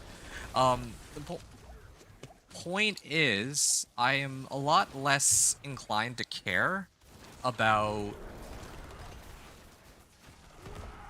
what all these like big YouTubers and Twitch streamers and content creators do, because I have my own things to worry about too, you know, like I'm not like a big name, but you know, I have a life too. I have my own things I want to do in gaming, and I just really can't find it in myself to really care too much about what these big names are going through, like all this like random drama. And a lot of the time it's really dumb drama. Like this Mad Skills guy, okay, that's a little more serious. They're getting like death threats or what for, you know, shutting down bots. Like, okay, well that's one thing to actually care about, but a lot of the time it's like beef between two people for no reason. In Call of Duty community, there was, I believe it was this guy, I don't know if you've ever heard of him, Nick Merckx. And him and like this other guy Huskers had like some beef going on, and I'm like, why? Like, what? You know, like, I mean, I couldn't really be bothered to go and do digging on every single thing, but it's like, you know, what do these two have against each other? They're just hating on each other. It feels like for no reason. And some people were theorizing that, oh, maybe they're just doing it for clout, but it's not even that. They straight up like they got beef with each other, but I don't really know if it was ever for any like good reason, you know? It's not like one of them punched the other guy in the face or something like that, or anything of that sort. And yet they were pretty peeved with each other. I never understood that, but anyway. Yeah, this is very concerning for me. I don't like that my wolves aren't popping up as often as they should be. Maybe I have to switch it around because, yeah, like, maintain at least one active summon for 5 seconds, gaining offering for each of up to 6 summons. At least one. I have at least one. Yeah, I'm gonna switch around my runes. This bug is actually so annoying. Yeah.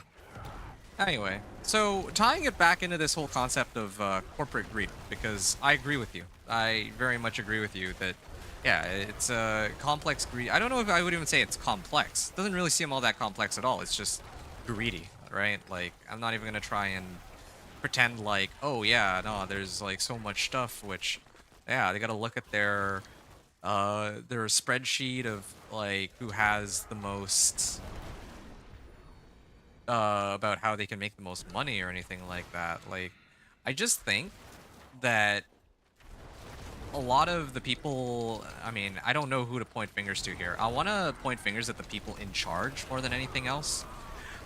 Because I genuinely do believe, like, I was watching a video about, let's say, like, X Defiant, right? I don't know if you know X Defiant. X Defiant was another game that I was supposed to make content on this channel. I did, like, a first look about it. I was really excited for it when they announced it, dude. I was, like, so high. I love 6-on-6 objective-based shooters. Or 5-on-5, whatever have we here. I love playing, like, Domination, Capture the Flag, like, those kinds of game modes. And so when X Defiant got announced, I was, like, super hyped for it. But then what happened with X Defiant was that it took like an extra year to come out, and then after it came out, it did get a lot of hype, but then already by that point they had like Modern Warfare 3 out, so it was a much better competitor than MW2. Anyway, that's besides the point. Basically, they had to shut the game down, or they chose to shut the game down, right? And I'm pretty irked about that, and that's just like one of the decisions they've made over the last 10 years that I just cannot for the life of me stomach down. And a lot of it definitely has to do with greed. Like, I think another good example would be like Warzone 2. When Warzone 2 came out, Warzone 1 had already been out for like 3 years, and you know, there's a lot of complexity. Hold on a second, let me kill this boss first. Yeah, definitely a lot more damage against the single targets, but There we are. That was easy. When, like, again, I don't know how familiar you are with Warzone 1, Warzone 2, but Warzone 2 was amazing. Or, sorry, Warzone 1 was amazing. It was an amazing game. There's really no, like,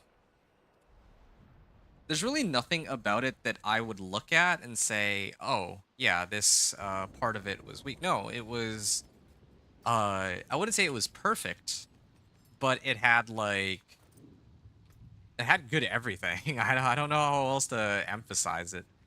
I'm gonna just start upgrading, I guess, whatever. Okay. I'm gonna get all my glyphs to 60, I guess, but yeah, sorry. Getting sidetracked here, but, you know, have to level my stuff, right? So, if we talk about... if we look at, like Warzone 2 when it came out, like, Warzone 1 had already been out for X number of years, and, like, Warzone 2 was still Warzone 1 was still very popular. Not as popular as it was when it first launched, of course. I mean, like, part of the reason why Warzone 1 was ever so successful, part of the reason why, was because of the pandemic, right? Like, during the lockdowns, people had nothing better to do than to just sit indoors and just play whatever game. And Warzone was like the perfect escape for a lot of people. Now, Warzone 1 was... Well, I mean, not everyone's going to agree with this, but Warzone 1 was just generally all around a better game than Warzone 2 for most people. But they chose to go through and commit to Warzone 2 anyway, rather than trying to head back like Warzone 1 or whatever. And they never really came out and said anything like this. Of course, they're always going to have to give like some PR nonsense regarding like what happens in the inner workings of a company, right? But I genuinely believe that the reason why they didn't want Warzone 1 to stay up was because they felt like they had already milked as much money as they realistically could have out of the game. As my running theory. Like, of course, I don't have any, like, direct evidence that supports this. Like, I could point to certain things and say this and that, but they chose to shut down Warzone 1. Like, they just straight up chose to shut it down. But meanwhile, Warzone 2 is still up for some reason, and now they're on, like, Warzone 3, and the numbers for players are, like, way down, and they've announced, like, Verdansk or whatever, but the game is in a much worse state, and they keep doing this whole integration thing that no one really ever asked for either. Where they're like, every new Call of Duty release that comes out, they're trying to like bring it into the game, and it's just a mess. I think it's a mess, and I think that the problem, like, they're basically running into the exact same problems with integrations that they did back in the Warzone 1 days too. Anyway, the bottom line is when Warzone 1 was out, especially in its first like year or two of being around, I feel like they were genuinely like, yeah, they were like releasing bundles and whatnot, but they weren't really trying to ride the hype. They weren't just trying to do whatever they felt like would make the most money. It felt more, it felt like they were putting a lot more effort into making like meaningful decisions about improving the game as a whole. Were they perfect at it? Absolutely not. And they did have this knack for releasing a broken gun after broken gun. So like, yeah, I mean, the routine would be, there's like a new gun that comes out, and that gun is completely overpowered. And then, yeah, like they let it sit for a season. They might like release a bundle for it. But then the following season, they are gonna nerf that gun into the ground, and then they'll release another gun to take its place. It's usually how it went. And that was itself like a very scummy business practice, but that's essentially what happened every season. And at first, I would have thought that, oh, well, you know, in like the first couple seasons of Warzone 1, maybe just it takes time to fix these things, right? But no, like, they clearly have the power to, like, they clearly have the power to do something about that, but they just choose not to. Nahantu, or Vessel of Hatred, like, if we look at, like, Diablo 4, because I'm sure that now there's, like, a number of you watching, and it is Diablo 4 that I'm playing, so I should tie it into Diablo 4 somehow. If we look at Diablo 4, right? Honestly, when Vessel of Hatred came out, well, even now, actually, Vessel of Hatred comes with runes, it comes with mercenaries, it comes with certain power budgets that don't exist in the like if you don't own the expansion. That's simply how it is. And it costs like 50 bucks, right? Never mind the whole incomplete campaign. Like, if people are gonna get it just to have access to every single thing that the full game has to offer, and at least in like, it is my understanding that at least in what is this game? Diablo 2? I think in Diablo 2, when they did release an expansion, there was like expansion characters, and then there were like non-expansion characters, right? So people who didn't have the game, or who didn't have the expansion, or even people who had the expansion, could make a character that didn't have all the bonuses that people who own the expansion had. But now here we have Diablo 4, and you know, if you don't own the expansion, you're at an objective disadvantage. Like, and last season, you needed the expansion to play Spiritborn, which was undisputably the most overpowered class, possibly in existence, of the Diablo game so far, at least for a time. But now it's not like Spiritborn is... Funny enough, Spiritborn is the weakest class, so that argument doesn't hold as much merit, but last season, where Vessel of Hatred first launched, yeah, like, I would still imagine that part of the reason why they were okay with Spiritborn being as overpowered as it was because, yeah, they needed this class to sell. They need to give people all the reasons in the world. Okay, well, the bar just jumped there, but sure. They need to give people all the reasons in the world to get the expansion. Otherwise, you know, if you already have like the strongest available everything without getting the expansion, then what's the point of getting it, right?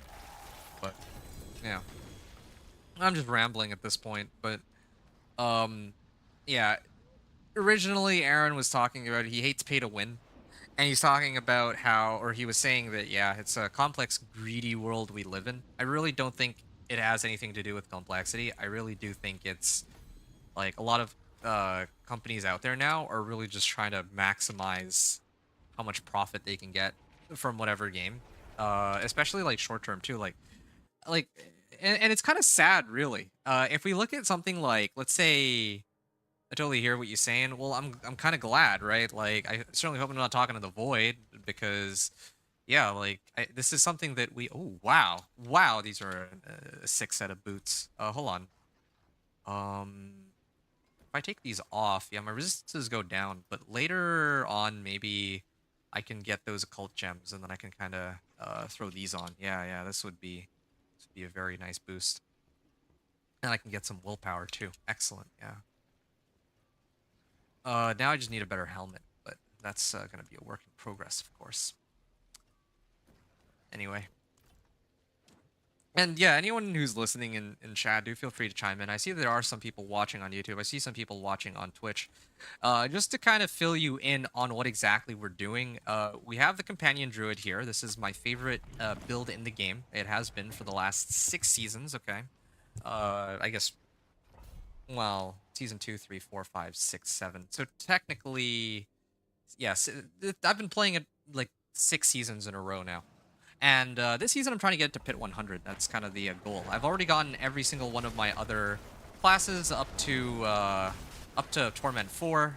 This one I did on day 1. So now all that's left is for me to get these...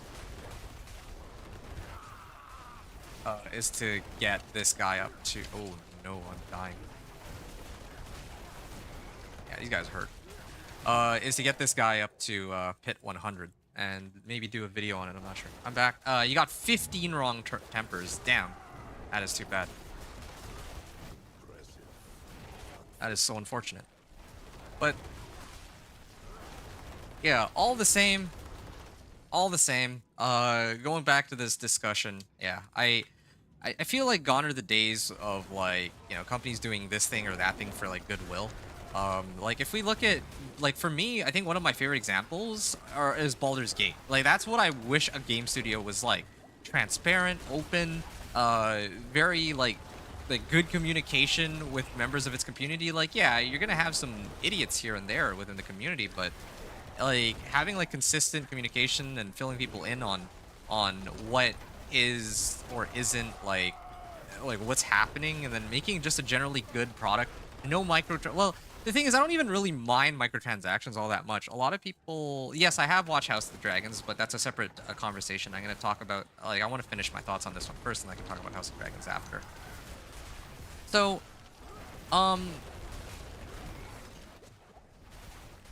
honestly, oh, ouch. I think that Baldur's Gate is a good template for how a game studio should operate, right? In a lot of different things. They do things very differently from how the other game studios do stuff. Other game studios right now are focused on like, they really do. It does really feel like their decisions are driven by greed rather than passion. But then, meanwhile, Baldur's Gate is wait, was that 317 million? I think that might have been. Anyway. I think the focus should really be on just making a good game and then let the game cook, right? That's what happened with Warzone 1. They weren't focused on making profits. They were trying to, like, whoever was originally in charge of making Warzone 1, I imagine by now that they've left the company. Just a hunch, but anyway. Yeah, whoever was in charge of making Warzone 1... Okay, that was a dumb death, but... yeah, just, like, let them cook, right? Like...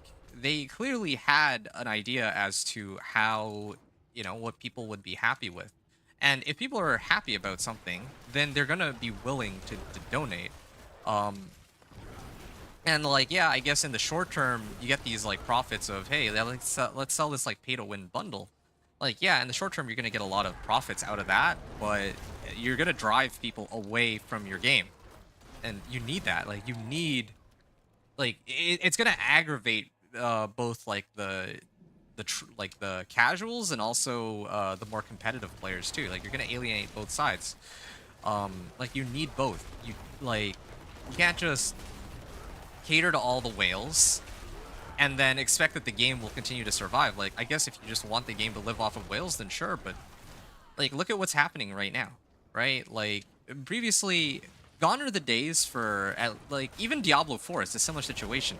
Diablo 4 on launch had like hundreds of thousands of viewers. Now we have like a couple thousand at any given time. Like unless there's like a big streamer that comes up and does their stream. But a lot of the time there's maybe like a couple hundred viewers, a couple thousand after a season starts. But like later in the season it's like closer to a couple hundred.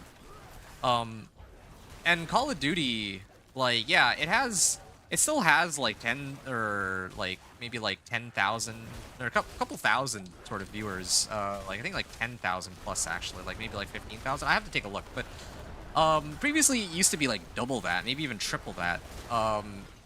And that wouldn't be all that alarming by itself because somebody might argue that, hey, yeah, it has to do with the pandemic, clearly. Like people are going back to work and all that, but no, you have to consider that games like Fortnite and Apex are making quite a resurgence.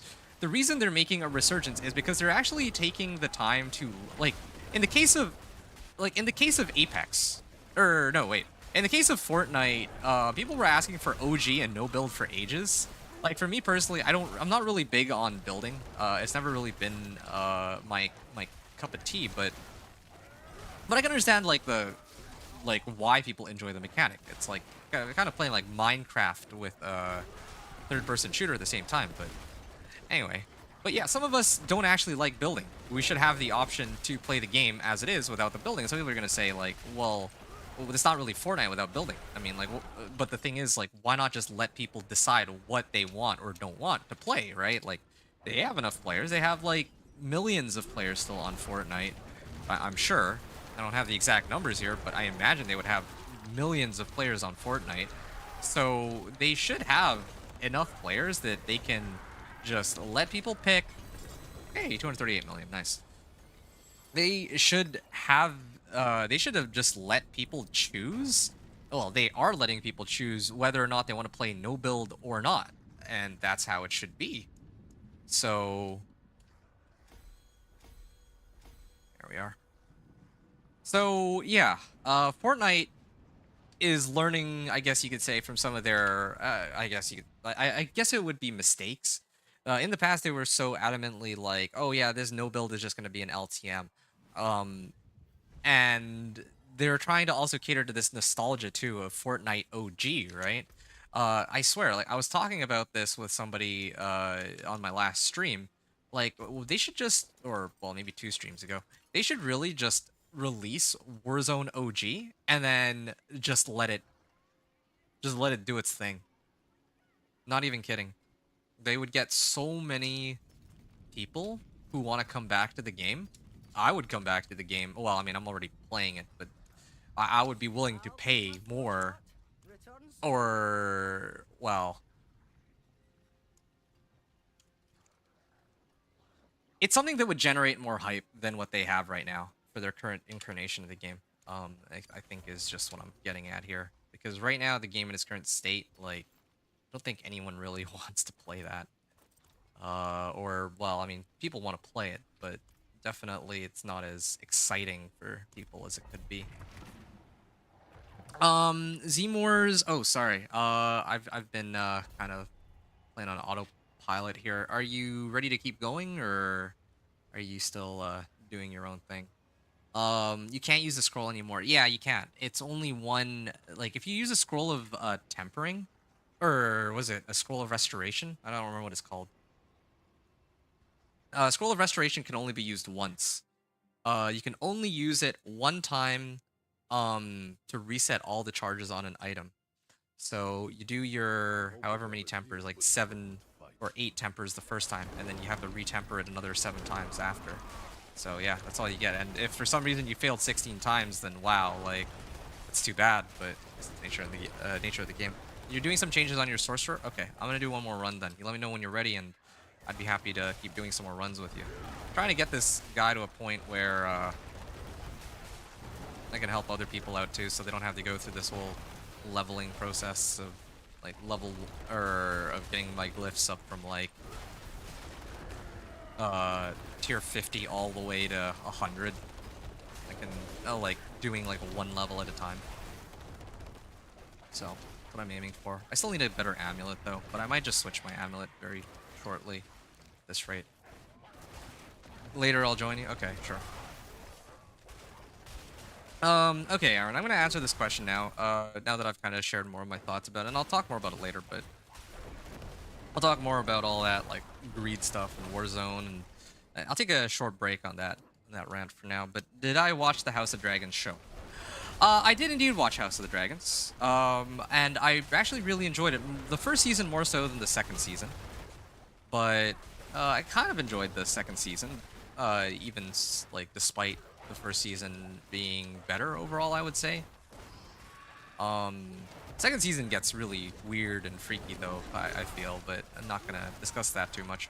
I think that I do admit though that yeah, like I know I can understand where a lot of the criticism for the second season comes from. Like there was definitely a lot of I felt like Damon was like doing nothing for the whole season, and I think that was kind of a shame. Kind of a like Damon for me is one of the probably the most interesting character in the show, and to see him like going through what felt like a kind of like a filler season, you know, like a filler plot line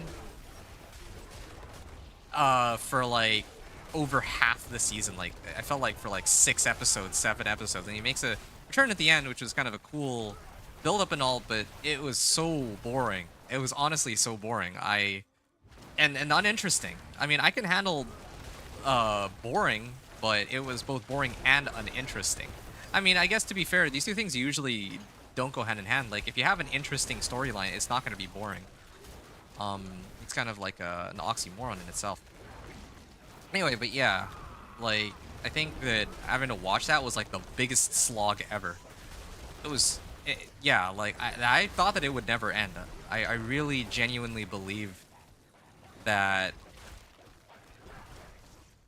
that him going through Harrenhal and all that, like that the show would end before he ever finished whatever he was doing there.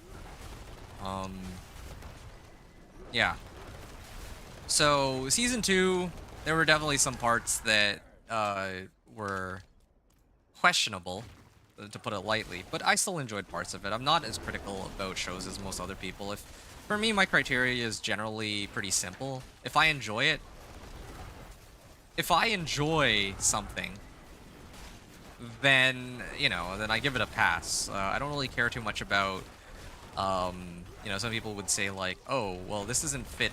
This isn't anything like the books, right? Like, for me, like House of the Dragon, like I don't know what the books are like.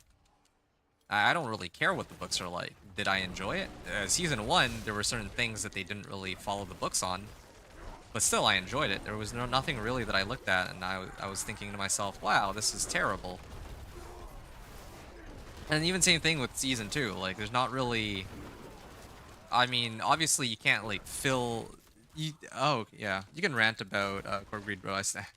I'm not gonna... Okay. That is a completely separate discussion that I wouldn't... Like, talking about Luigi, like, that whole thing, that is, like, opening a completely different kind of worms that I am not really willing to talk about here. But, on the other hand, everything else that we've been talking about, yeah, like, I am genuinely disappointed that it turns out, like when you're asking about, like, Elon and how he did climb to the top or whatever, and he got someone else to play on his account for him, things like that, I would honestly say that I am kind of disappointed. Like, I'm okay sharing those thoughts, but definitely that whole Luigi situation, that's a lot more political, and I feel like I don't really feel comfortable discussing that personally.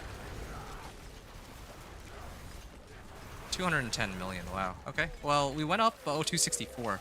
Yeah, we went up from, like, today, beginning of today, I think I was at 100 million on damage. Now I'm up to like 264 million. So yeah, we're getting there for sure. I have 4 level ups, so let's up this. Probably gonna do one more of these. I'll level this up twice, this one up once, and then one of these once. Then I can start pushing for Pit 75, except I think that if I'm struggling as much as I am here, then Pit 75 would probably be extremely difficult for me to do unless I upgrade my equipment. So that's probably what I might have to do next. You're thinking of doing 10 Duriels, you want to come? I'm going with Wave. Yeah, I can run 10 Duriels with you. Yeah, I'm with it. Do you need me to pitch in too? I mean, I don't have any Duriel mats at the moment. You thought the Season 2 dragon fights were cool? Yeah. I mean, the fights between dragons was quite the spectacle, but the sad part is that's where it peaked. And I think that's really quite unfortunate. Like, yeah, I mean, like, it was like the mid-season finale, basically, right? Here, hold on. Let me try to get an Ancestral here. No such luck, unfortunately. Tabroon. Well, yeah, none of these really help me. Here, 1 second. The forge is ready for whatever. I can still use these. Oops.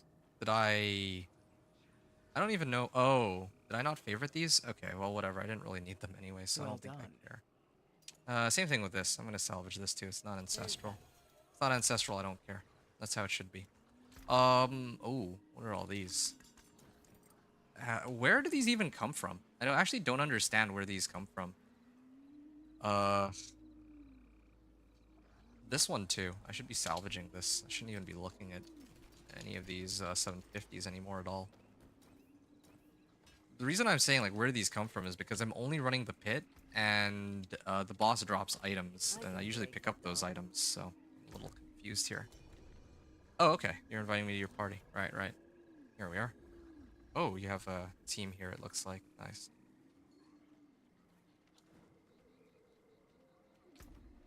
Like, where are these items coming from? Like, actually, that's gotta be a glitch. Just random items, like, showing up out of nowhere. Okay, let me go head Bardio, and then I'll port to you guys. Anyway, Season 2 dragon fights. Yeah, I mean, I recall there only really being one dragon fight, though. This is kind of the I think the issue, I would say. As far as I know, there was really only one dragon fight, and that was between uh Princess Rhaenys and um well, the two brothers, right? And oh wow, is this Barb? I think it is. Wow. He's using like naked gloves, pants, and boots, but okay, he doesn't really have his thing set up. He's just randomly throwing on like random items. Okay, I see. Um anyway. Yeah, the dragon fights were cool. I think there was only one dragon fight, but I think that one fight was pretty nice, and it definitely had some impact on the overall storyline. But I do admit though, I do admit that uh ouch, almost died there. Oh, okay. Well, that seems balanced. Okay. Nice. But I do admit that the rest of the season after that, like I feel like that's where the season peaked, and then after that, it was kind of a slog. Like nothing actually happened. Like what actually happened after, before and after that one scene, right? Yeah, I actually don't have any idea. Like I wouldn't be able to tell you. Going with just carrying him? Okay, sure. Sorry, if I had some boss materials of my own, I'd pitch in too, but I didn't. Well, I didn't expect to be running burial. If you're okay with me hanging out here, I'm happy to mooch. But oh, oops. Okay, well that's awkward. I guess I can't tank that just yet. Hopefully, one of these will be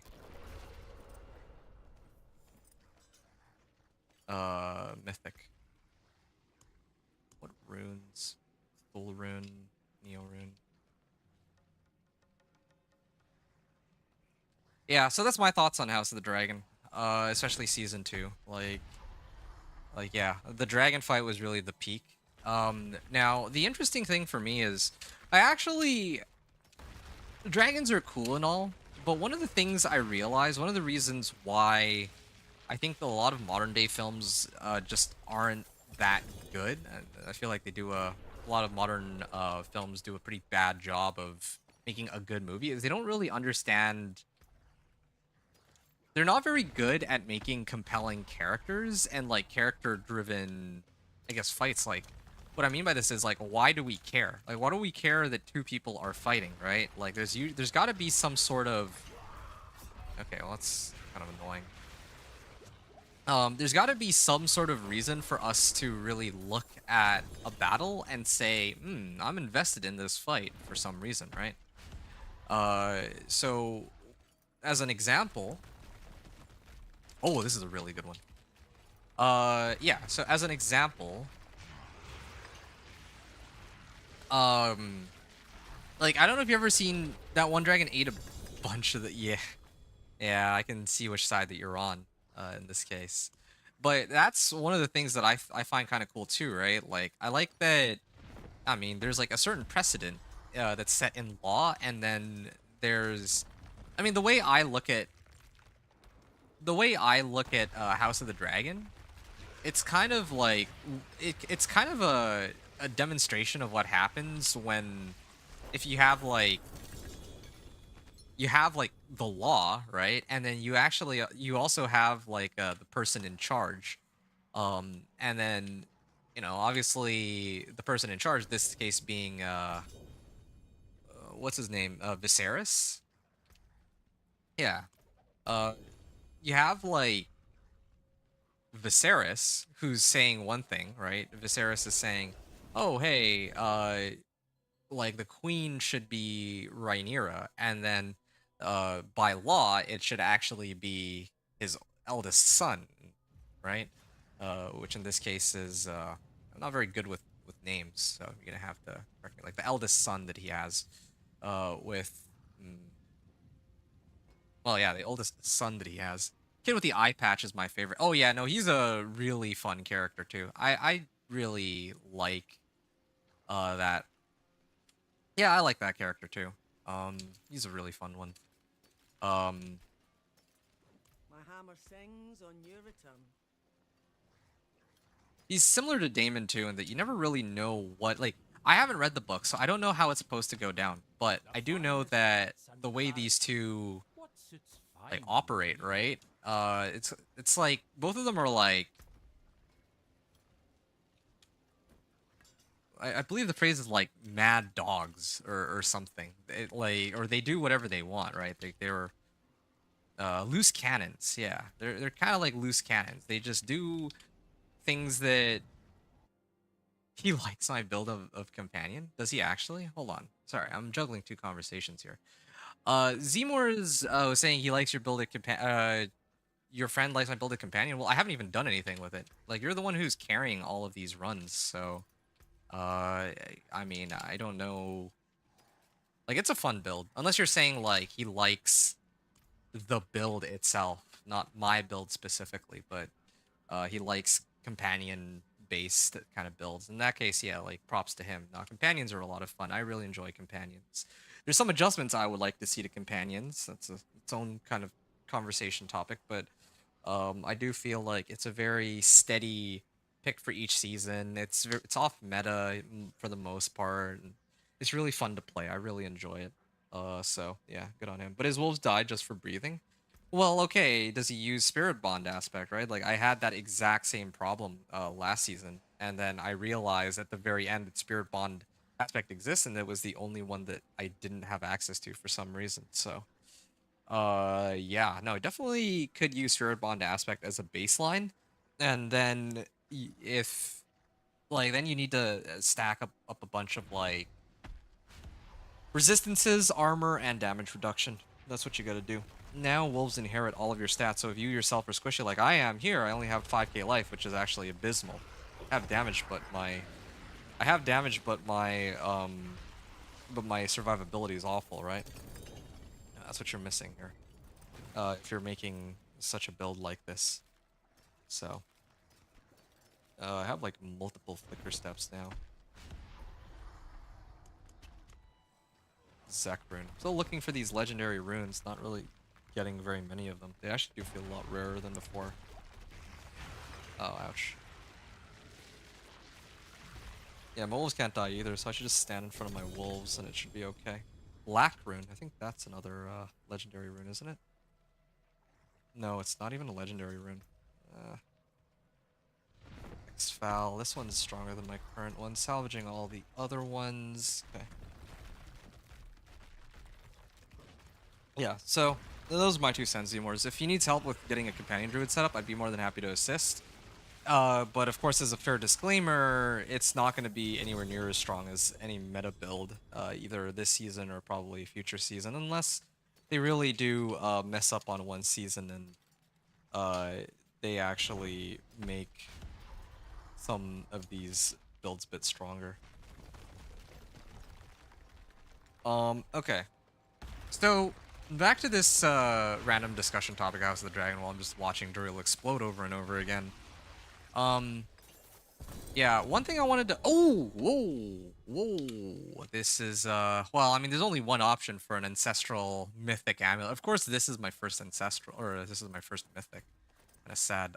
Melted Heart of Selig, right? Yeah, Melted Heart of Selig. I could have used Harlequin, because this... Oh, no, it's not cooldown reduction. Definitely would want one for cooldown reduction, but any Harlequin crest is better than none at this point. Oh,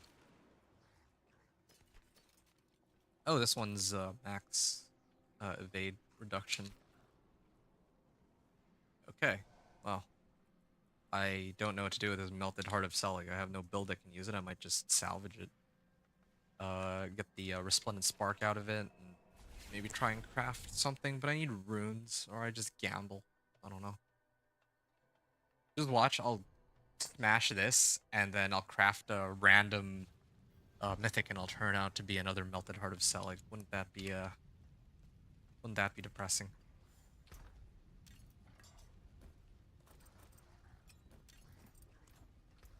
Okay.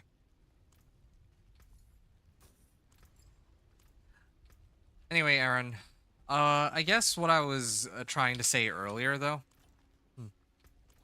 with regards to House of the Dragon and fights and all that. I think that the most compelling sorts of fights are the ones that either directly advance the plot or the ones that have some sort of like meaning for a character, right? So as a good example, right, and this is something that I would love to do a video essay about in the future. I don't think I'm qualified or super qualified for it, but I'd like to try my hand at it. Like if we look at you know John Wick, right, Aaron? I'm sure you do. Like I'll bet that you've at least heard of John Wick. In John Wick 1, the reason why John Wick, who's like a former hitman, he was like retired, right, at the time of the movie. The reason why John Wick goes on this like crazy rampage is because, well, I mean, at the very beginning of the movie, his wife passes away, and then his wife leaves him a dog. Oh, yo, I've been looking for this. I've been looking for this Zan rune. Yes, I can finally make my stupid sorcerer build with this. Okay, nice. Look at the chat. Yeah, no, I saw the chat. I mean, I wrote I showed my melted heart of selling, and I saw you put report. But yeah, I think that it's kind of disappointing how, like, okay, so John Wick 1, right? He's given John Wick is given like a dog, to like cope with his wife's death. But what eventually ends up happening is that some mobster, the son of like this big crime lord that he helped in the past, actually goes and kills his dog. So he then proceeds to go on a rampage and returns back to his like hitman sort of ways, right?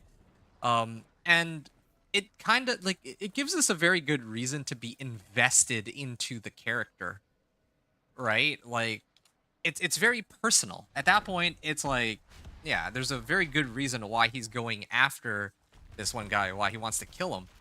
Um, and he's not letting anything stand in his way. But by the time we reach John Wick 4, like the scale has gotten a lot larger. And some people might say that it's like a natural progression of a storyline. Okay, well, if he's not dying immediately, then... Oh, okay, there you go, there's a blood wave. Oh, ouch. I guess I can't stand in the poison for that long. In John Wick, it's, like, the John Wick series, as it goes further and further on down the line, it feels a lot less personal. It feels a lot less like, oh, yeah, no, there was, like, this, you know, something very deeply personal to this, to John Wick, right? It's more like, John Wick just trying to bring down like this big organization, or it sort of feels like that. That's not it. This is like a very long story short, right? But that's sort of what it feels like the story boils down to eventually. And I feel like if we're looking at House of the Dragon and other shows, it does feel like they kind of do this, where they kind of deviate a lot from what people enjoy about the original thing that they see, and then it kind of like branches off from there. It's an amazing movie. Like John Wick 1, yeah. I mean, even John Wick 2 was pretty fun. I think that all the John Wicks are all right, I guess. But I do feel like John Wick 4 is pretty overrated. I know this is a pretty unpopular opinion, or this would be a very unpopular opinion, but yeah, I honestly believe that, yeah, a lot of people talk about John Wick 4 like it's the greatest movie ever, but, oh, but part of the reason why I enjoyed John Wick 1 so much compared to John Wick 2, 3, or 4 is because it's about John Wick, like, facing his past as an assassin, and he doesn't want to go back to that life, but it's really the only thing he knows how to do to, like, cope with the death of pretty much everything that he loves, right? So, and then the consequences of that, I guess. Well, anyway, get the idea. GOT over HOD. Right. That's the point I was trying to drive home. These dragon battles are quite amazing spectacles, but yeah, these dragon on dragon battles are amazing spectacles, but they don't really interest me as much as even let's say like I know this is kind of a weird comparison. I don't know if you watch anime ever, but like a hand-to-hand fight, Kakashi versus Obito and Naruto, where you know it's two former friends in like a actual death match, like a full-on fight to the death, right? Because obviously they're on two opposite sides of a war. I can't even really get into this whole like there yeah, I mean that's the gist of it, right? Like these fights that are more personal, that are more important to one's character and their motivations are way more interesting than wow, there's this big dragon, he fought another dragon.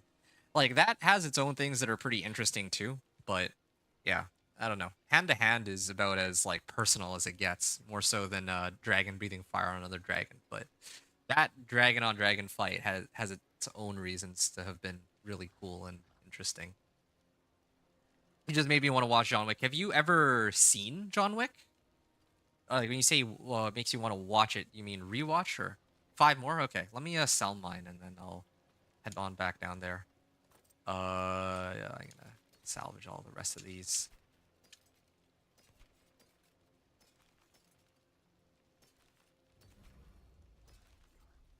Yeah, have you ever seen John Wick? Please tell me you've seen John Wick. Otherwise, everything I'm saying is kind of wasted, I guess, or it wouldn't really make too much sense. Yeah, I'll salvage that one too. The bolts and this thing. Okay. Sorry to keep you waiting here. Just too much stuff, man. Equitable transaction. You've seen 4 or 5 of them. You've never watched them. I think you would enjoy John Wick. I can't imagine people not really enjoying John Wick. I don't want to spoil all the details of it, but what you got to know is that yeah, this whole like you'll actually understand more of the memes too that show up of a man like I don't know if you ever heard of the phrase, oh, he's a man of commitment, focus, and sheer will, but that comes from John Wick series. Yeah, and I mean even Zemmour was vouching that it is indeed an amazing movie. I think John Wick was yes an amazing movie. Was it like super deep and very like thought provoking? No, not at all. I mean, I don't think it was like a super deep film, but it didn't need to be. It didn't need to be. It's not like The Shining. Like honestly, like a really really good movie is like The Shining, right?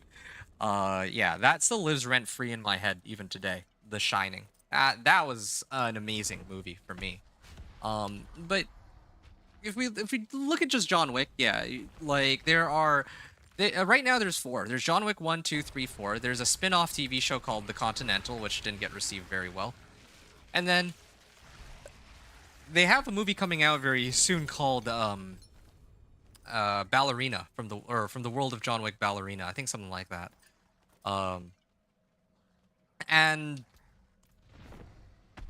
well, never mind Ballerina. Just looking at the movies, right? John Wick 1 is I genuinely think you would enjoy it. Like it's like a show which you can kind of look at, and there's like a lot of mystique surrounding everything, really, right? Like what is John's past? Like what is the world that they live in, right? Because I don't know. I like it would make more sense if you watched it, but seriously, there's John Wick, right?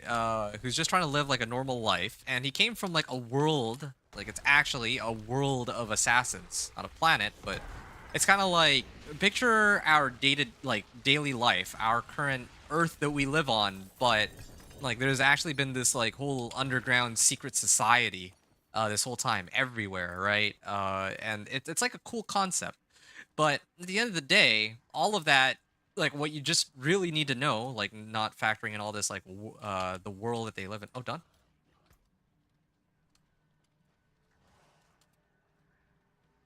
Yeah, what you just have to know is Impressive. Thanks. yeah, what you just have to know is that yeah, John Wick is a retired hitman, or retired assassin. Aid would be welcome. Goodbye. Not. Your bones betray you. Sorry. You are weak and foolish. What you have to know about John Wick, like the first movie, is he's a retired assassin. He's trying to live like a relatively normal life, but his wife dies, and then I think the son of a former associate of his actually kills his dog, and then that basically starts this this manhunt where he's trying to like go after that guy and kill him, right? That's the general gist of it, long story short. I could come up with a much better synopsis, but that's all you really need to know. And the whole film is centered around that premise, and everything that happens is centered around that premise. And even the way John Wick ends, the way that John Wick ends was probably left in such a way where they could continue that universe if they wanted to, but even as a standalone film, it is amazing. I honestly believe that if you were to watch just John Wick 1, you don't have to watch, you don't even have to watch John Wick 2, 3, or 4. Just even John Wick 1 by itself was like a really comfortable watch. It's a very bloody kind of watch. A lot of, well, a lot of people dying and all that, and a lot of violence, but it's a very fun watch. And yeah, like I think that that's a very good example of a movie which did this, like, why should we care about a character? How do you introduce, like, this is like a storytelling masterclass of how you introduce a character and you show rather than tell. You don't need to write on the screen for the viewer, hey yo, this guy happens to be like a former Marine and he was actually able to kill like 1,000 people in a single night. No. These stories are expressed through the emotions, the body language, the feelings, and I guess in some cases the words of the people that are surrounding that character. They do all this storytelling. They do all of like the hype building. You need to build hype, and they also kind of showcase why you should care too, as the viewer. I want to care about the characters in the film, right? I don't want to go into a film and then, oh, I'm watching these things happen, but I actually don't care about any of the people involved in it. So, yeah.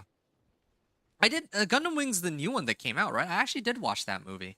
That's like a really good example of a movie where, like it gives us reason to care. Gundam Wing. Yeah, that was like the most recent Gundam, I believe. Unless, here, let me just double check that before I make a fool out of myself here. Gundam Wing. Well, was it Gundam Zero? Yeah.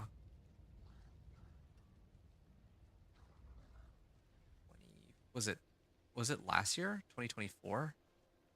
Yeah, I got it. Mobile Suit Gundam Seed Freedom. That's the one that I saw, but not Gundam Wing. I've never really seen Gundam Wing. All right. You're switching over to Sorcerer, and I'm guessing you want to do some more of these runs. I'm gonna run those with you in a second, but I'd like to take a moment to salvage all this.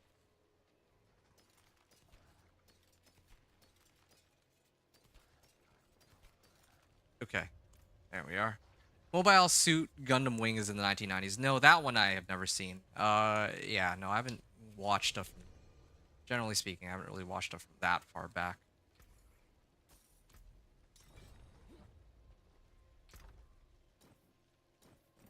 Is a new Gundam Seed good? I really enjoyed it. Yeah. I mean, Rotten Tomatoes apparently gave it like 96% or something. 70, tier 70. Can I take tier 70? I was like struggling with it before. I'm just gonna do... I'm gonna try Pit 65 and see how well we do here. Okay. I'm just gonna drink these two while I'm at it. There we go. You wanna do Pit or anything? Yeah. I mean, we could do Pit. I wanna help you get your build going. How many more glyphs do you need to level up to the legendary bonus? I think that'll be a good stopping point for me. I'm gonna have to head out and grab like dinner pretty soon, I think. But I feel like today was a very productive day. We've almost been at it for 3 hours. Definitely not going to be doing like super long play sessions like in the past weeks because yeah, right now I'm just chilling. 65. Just as a friendly reminder, Aaron, if you wanna, if you hop over to Twitch, there is less of a delay for my responses to you, so you might be hearing my responses like 20 seconds, 30 seconds late. I don't think it really matters too much though, because I'm mostly just I'm yapping. I'm just non-stop yapping anyway, so it doesn't even I guess it doesn't matter. I'm usually talking for five minutes at a time about random stuff anyway, so I guess it doesn't really make a difference, but still. 185 million, wow. Ooh, there we are. Definitely would need to find one of those amulets that have like plus ranks Call of the Wild on it.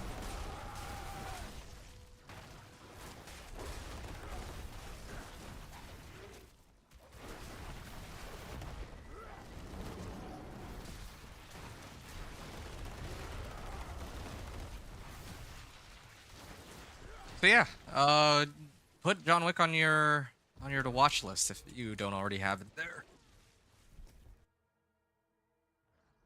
Hmm.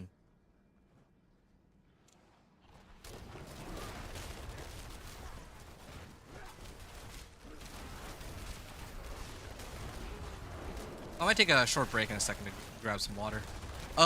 Yeah, Zmors, so how close are you to getting, like, what level are each of your glyphs? I just want to know how many that I would need to help you run. Although I feel like you're in a state, your character is strong enough that you could probably take it yourself. You probably don't even need my help.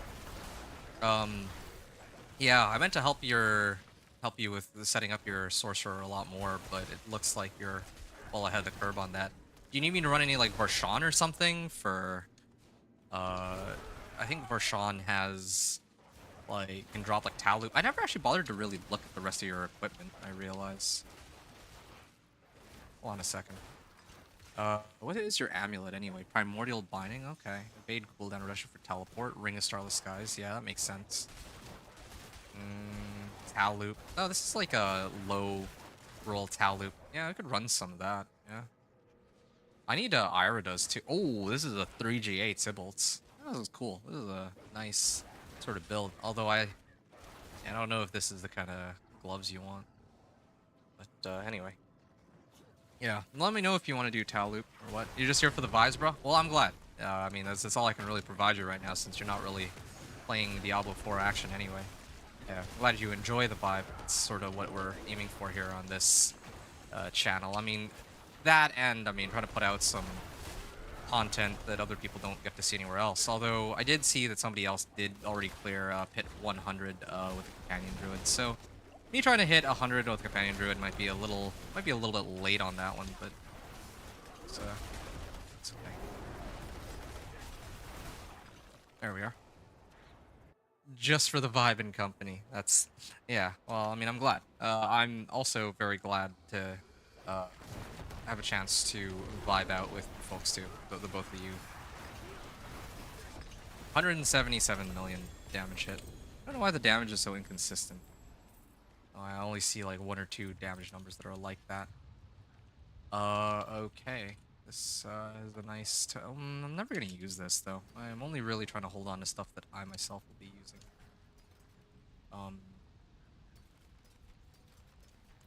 Or Ancestrals, even.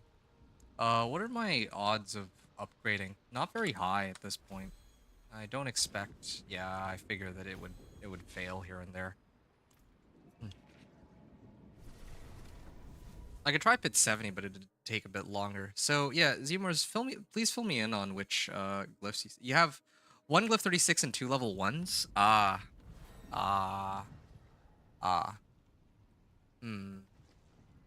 trying to think about how we can speed through these. You have only 1 glyph 36, huh?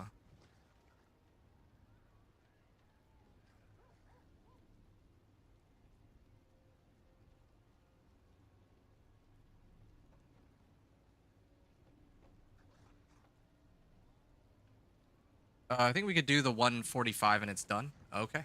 All right. I'll be back then. 1 sec.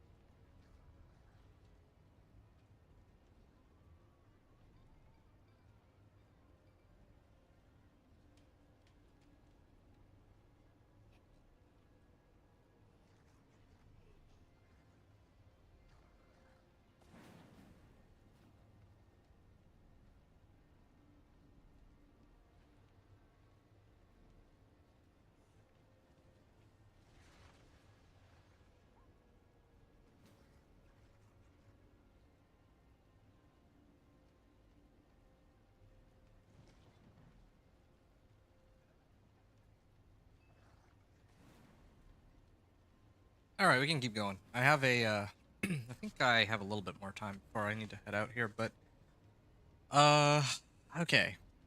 1 glyph, 36. Okay, sure, that makes sense.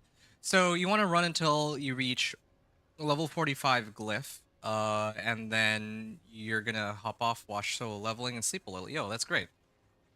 You know, maybe the next time we chat, I'll have. Well, the thing is, I'm actually working my way through solo leveling too. Funny enough. Here, let me do pit 65 then. Let's see, solo leveling. Well, you know, it's funny. Last week, I think it was. Yeah, last week I was just last week I started watching solo leveling. I'm actually on like episode 5 right now, the first season. No spoilers, please. But yeah, solo leveling is it's been a fun show for me so far. So ow, almost died there.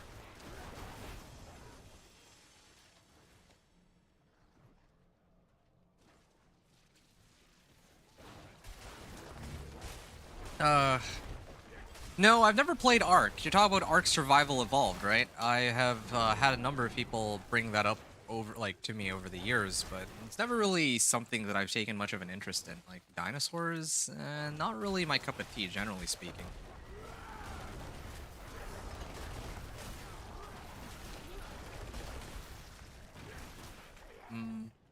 I also want to take a moment to see if there's any other, like, here, going back past our conversation.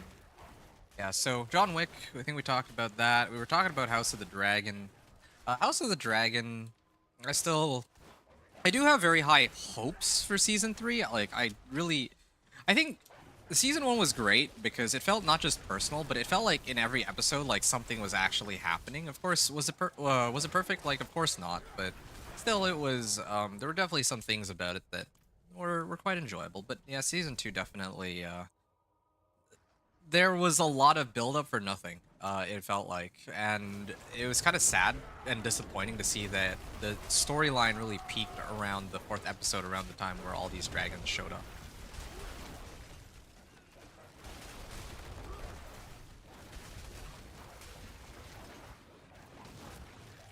I don't know why these guys aren't dying outright to this Blastwave Shrine. Oh, shoot. I wasn't watching. Just blew up in my face. Hold on. You can raise and ride dragons like in House of the Dragons in Ark. Oh, wow. That actually does sound really cool. I thought that Ark was to do with dinosaurs, though. Why are there dragons in there?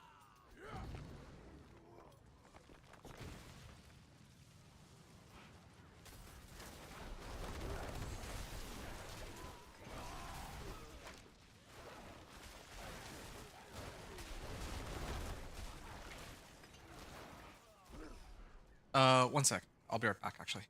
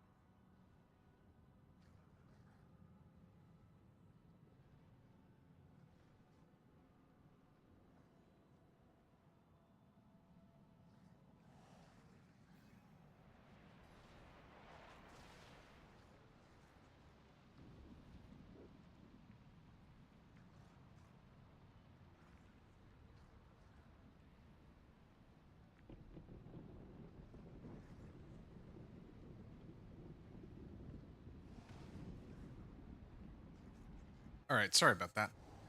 I didn't mean to leave you hanging, but it looks to me like you have, oh, okay. I got this. This is my job. Yep, I got you. I had to, like, BRB for a second. Oh, I can, level some of these glyphs now. There we are.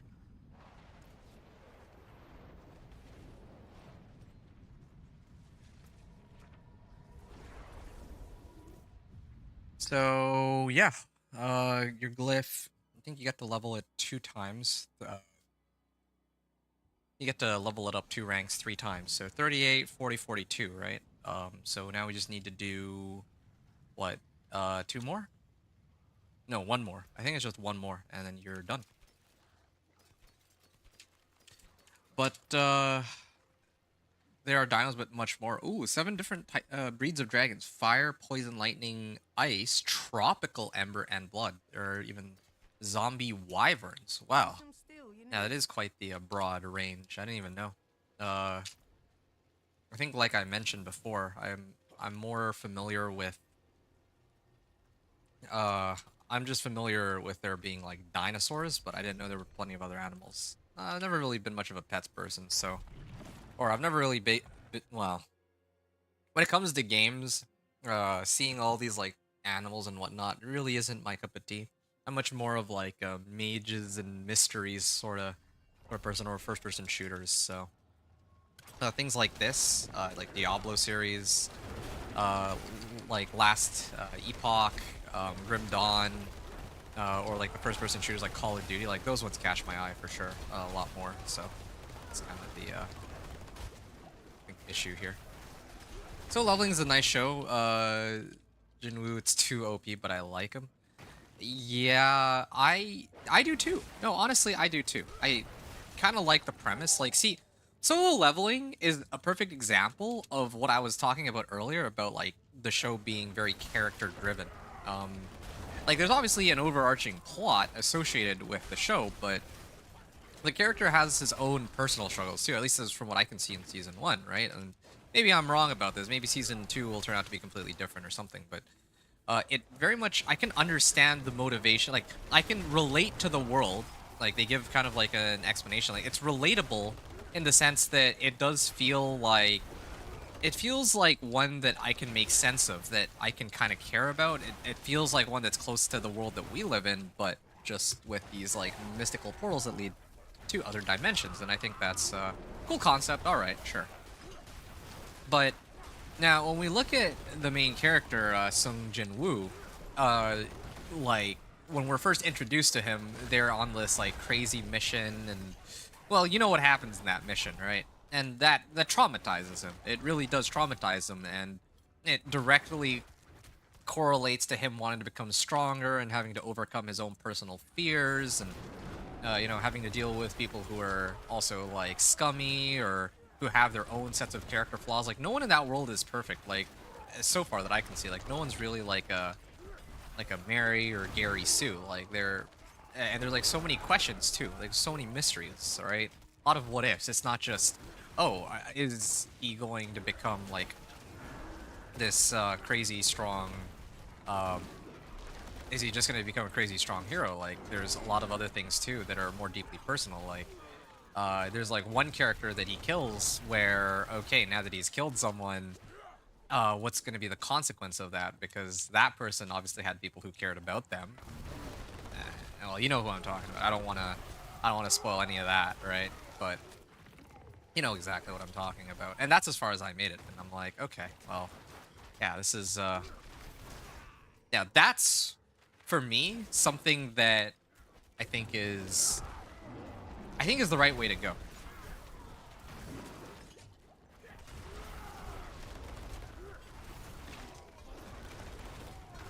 So, yeah, I think people don't really think about it, but I think that's what makes for good storytelling. And that's exactly one of the reasons why I think that like, I've ranted about this to other people, to friends and whatnot, but that's one of the reasons why I feel like there's a very steep decline in Marvel.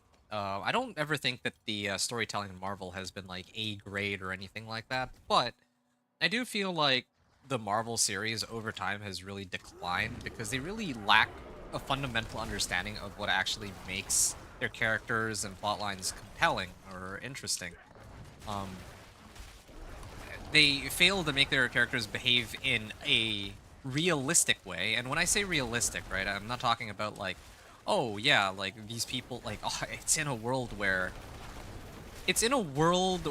yeah, Tony Stark can like build an Iron Man suit from a box of scraps. So, you know, when I say realistic, when anyone says realistic, we're not talking about like, oh yeah, the physics here makes sense, right? Or, oh, these dimensional portals don't exist. Like, no, when I talk about realistic, I'm talking about like the characters are themselves human. And so, despite their massive amounts of intelligence, they should behave in a way that makes sense for the character. Like, Tony Stark in Iron Man 3 deals with, like, issues of anxiety, PTSD, etc. Or, in the case of Wanda, she has to deal with, like, an endgame where, okay, like Vision, she has to kill Vision, because otherwise Thanos gets the Mind Stone. He eventually gets it anyway, right? Like, that's how Endgame actually begins. But, or, oh, that's how, like, otherwise Endgame would have just never happened. But yeah, I mean, then because of that, she has to deal with the aftermath, and that's what starts WandaVision. And I can make sense of WandaVision, but as soon as we get into Doctor Strange 2, where it's supposed to, well, yeah, as soon as we get into Doctor Strange 2, that's when it really shows that, yeah, like, they don't really understand the characters they've made, it feels like. Because, yeah, like, it's true that Wanda is indeed dealing with grief, but okay, and I died because of how all those lag spikes. They still haven't fixed that. I haven't crashed yet. Maybe they fixed that, but it's still so choppy. The art, I don't know about art, but I just know storylines. I like being able to look at a character and say, okay, this character is not perfect. They feel very real in the sense that they have, like, they could be super overpowered. That's fine. Impressive. But they have to have some compelling thing that they struggle with, right? you could have somebody who's really smart. Like, okay, a great example of this is Spy X Family, actually. I think in Spy X Family, we have that situation where, I don't know if you know, the main character is Lloyd, Lloyd Forger. And he can do pretty much everything, right? Like, he's a spy, with, like, many talents. He has some pretty crazy strength feats. Um, and speed feats and whatever. But the struggle for him, like, even though he can clear all these missions and whatnot, like, he can gather information, he can pose as anybody, infiltrate, do all that. The thing that he struggles with the most is that he doesn't really know how to relate to his daughter Anya, right? Like, that for me is interesting. It's not a world-ending plot. Well, okay, actually it kind of is, because uh apparently if Lloyd doesn't actually succeed in his mission to, like, start a family, and like there could be like a war that breaks out, right? And so he needs to actually raise a daughter and start a family and all that, so that um he can save the world, essentially. But of course, this comes with its own set of challenges. Like, he's not a kid himself, so he doesn't understand how Anya, the 5-year-old or 6-year-old kid, thinks. And he also doesn't understand how his, well, fake wife works either. And I think that is infinitely more interesting to me than in, like, let's say, like, modern day Marvel, where they keep talking about multiverse. Yeah, well, yeah, in Doctor Strange, yeah, let's explore all these different sorts of multiverses. Like, even more interesting sort of multiverse concept is Everything Everywhere All at Once. I don't remember the exact name of it. Everything Everywhere All at Once. I think that's correct. That's like a really good movie that explores the concept of multiverses. I think a lot better than Doctor Strange 2 or any other Marvel film that has come out recently ever did. Anya's so lovely. No, Anya's great. So, anyway, yeah, this might be wasted a little bit, but you get the idea. I think it's good storytelling. Yeah, I feel like Marvel and, well, yeah, let's just say Marvel has kind of stepped away from that recently. That's why I'm also excited for the new DC Superman that's coming out. I'm really hoping that they kind of bring it back to the roots of, like, oh, the focus is on Superman trying to be like a good person in a world where he's basically a god, but everybody around him is, like, just, well, human. So, anyway. Having said that, I think you're good, right, Zemors? I can run another one, but I think that you're reaching a stopping point, right? Because if you're reaching a stopping point, I might end here in a second. I might end here very shortly. But I also might try to open some of these up. Like, where am I at here? What am I missing? Blacksmith caches? Here. Let me do blacksmith cache real quick. Oh yeah, let me repair that. Forge equipment.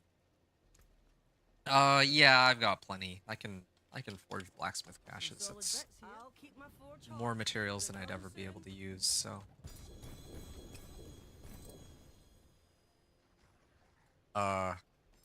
Wait, is that all I get? Each one of these gives me just one item at a time? Oh, that's awkward. Okay, well, sure, whatever. What other season journey things can I do? 9 out of 12. Defeat Hellborn, spawn by reaching max threat, and torment 1 or higher. No, that'll take so long.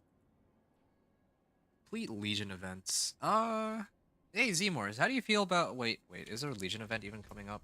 No, I don't think there are any Legion events right now. Okay, never mind then. Maybe I'll do that next time. But, yeah, I'd like to go through the season journey and try to get not just the Resplendent Spark, but I could really use the, ancestral items that they'll give me. And it's kind of sad because I actually think I'm closer to finishing this one than I am chapter 4. Well, maybe not actually, but what about the other ones? Greater Spell. Okay, I need to do the Fell Council one. Rank 20. Craft 10 occult gems. I still haven't been getting many headhunt or heads from headhunts. Masterwork gear to rank 5. Okay, I can do that. I can even do that now if I wanted to. Defeat lair bosses. Well, yeah, right. We did a bunch of those just today, and I can do more of those later. That's fine. 5 whispers within 15 minutes. That I could do right now if I wanted to. In fact, I actually might.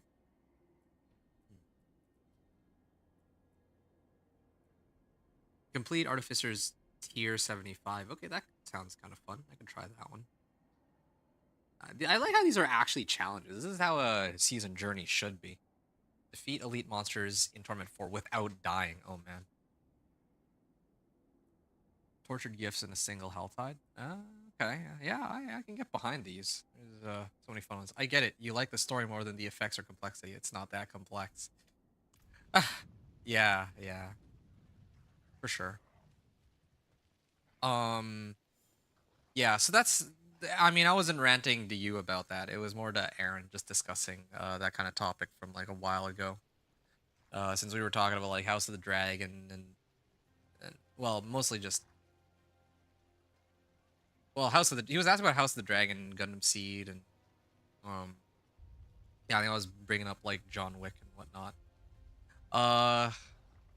I think this also kind of ties in very loosely to what I was, like, ranting about with regards to games nowadays. Like, I feel like they're really missing the mark on what people enjoy. They keep going for, like, big spectacles and trying to make money rather than trying to understand, like, okay, well, there's, like, a certain a human element, I guess, for a lot of these games that exists, and they kind of miss it, like, little things here and there, like making a well-polished game rather than one that where it's just there for money. I feel like the money comes in if you make a game that people actually want to play. That's kind of what happened with Baldur's Gate 3. And it's... I'll talk about Endgame in a second, but this is one thing I forgot to mention earlier. I think one of the problems with, like, Baldur's Gate 3 came out, and it blows my mind that immediately, like, when people were telling the people, or Diablo, like, I don't remember who it was. Was it like Rob Ferguson or whatever? But somebody responded to the success of Baldur's Gate 3, like one of these executives, higher up people, giving the most out of touch response I think I have ever seen in my entire life. And the response was something like this. Well, I mean, congratulations, but on, like, the success of Baldur's Gate 3, but we should not let this be a standard going forward for AAA games. The reason why you shouldn't expect this to be a standard is because... Oh. Yeah. No, the reason why you shouldn't have this be a standard is because they got really lucky. They had like a however many year early access, and they had like a team of very talented people, and they had like a wide budget and all that. And then I think Baldur's Gate 3's response was, "What budget?" I mean, like, yeah, they're working with a box of scraps, essentially, in comparison to the massive amount of resources, like manpower and money that got thrown in Diablo 4. And then Diablo 4 now is actually a really fun game. Even on launch, it was a really fun game.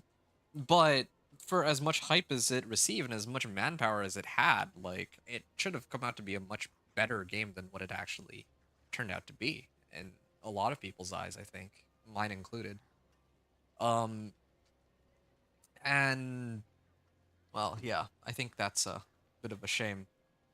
Yeah, Baldur's Gate 3, man. Like, instead of learning for, like, people should be taking Baldur's Gate 3 as an example and learning from it. They shouldn't be looking at it as, oh, they got lucky. No.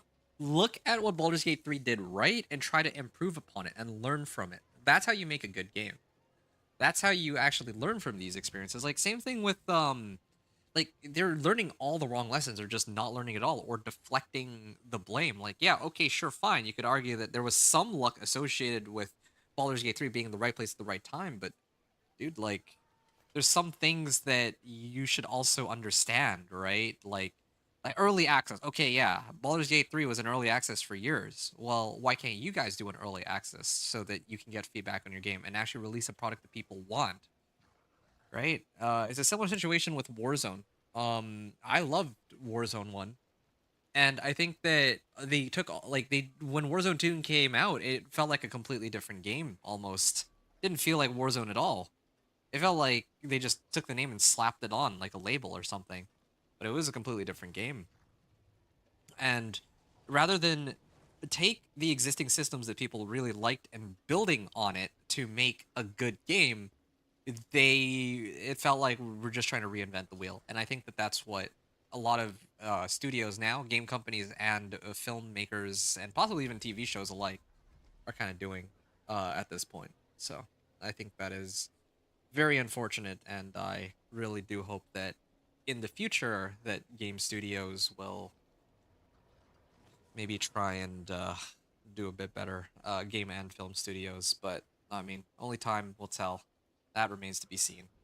And as Aaron said much earlier, one of the very first topics that we talked about like 2 hours ago, so far it feels like greed is reigning supreme. So that's disappointing. Um, yeah, Zmore has really messed up everything with Endgame. It's a nice movie, but they just mix so many things that they don't know what to do. I think Endgame was fine. I think that it has enough polish that the average person isn't going to think too deeply about it, okay? Because there are a lot of things that if you really want to nitpick, you can really nitpick. Me personally, I don't like how Hulk's storyline was handled. I don't like how badly Ant-Man got treated in that movie. Even though he was really the MVP, without Ant-Man, half the universe would still be, dusted, right? Ant-Man was the one who came up with this idea of, oh, can this be done, right? And well, that's how Endgame starts. Um, and don't even get me started on the whole time travel thing. That made like very little sense, but sure, whatever. At the end of the day, Endgame was still an overall fun watch, and yeah, like there were conclusions to character arcs that were actually kind of. Oh, the one other one that really bothered me was how Captain America's storyline ended. Steve Rogers, more specifically, because I know Captain America 4 is coming out, but that's I might just go hate watch that one. Anyway, um, but yeah, I think that most like Tony Stark's storyline wrapped up pretty nicely. Other people's storylines kind of wrapped up, or were going in pretty decent directions. But even like if we look at like Thor 4, at first he was going with the Guardians, and that lasted like a good like 7 minutes tops, and then he decided, you know what, no, let's go do something else, right? And I think that's not really the way they should have approached it at all. I think it was like, and then Thor 4 as a whole was a big fat question mark over my head. Like, I don't even know where to get started on Thor 4, but that film was aside from Christian Bale, like that film was pretty awful. Like, I'll be honest about it, I didn't like it whatsoever. But yeah, they did mix a lot of things though. They mixed a lot of things. I could be here for another hour minimum, just ranting about all the things that just don't make sense. Eternals, honestly, when I watched Eternals, I was bored out of my mind. It might very well have been the most boring movie I'd ever seen up until that point. But honestly, in comparison to the stuff that came afterward, the Eternals was a far better film, and that's saying something. They don't know what to do. Yeah.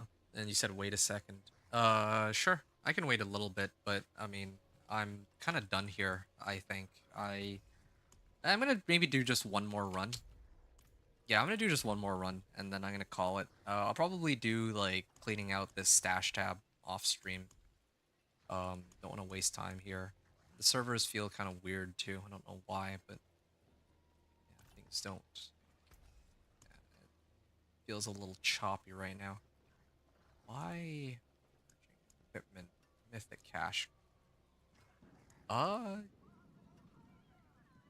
Contains a random mythic unique item. Wow. I want to see how they will introduce Tony as Doctor Doom. Yeah. I don't know where to get started on that one. Oh, you know what? I just realized maybe I've been doing this wrong. Maybe I should actually be converting my runes into other runes. Maybe this is how people do. Uh, this is how people do it. I think this is how people do it. Like converting runes to other runes and all that. Higher chance to get rare quality. What about this one? Random rune of legendary quality. Okay. Reforge rare runes. Random rune of rare, random legendary. Yeah, I see. I guess this is how people do it to get their legendary runes, because I do want to craft, like, let's say Air of Perdition, but I don't even have like a third of the required materials.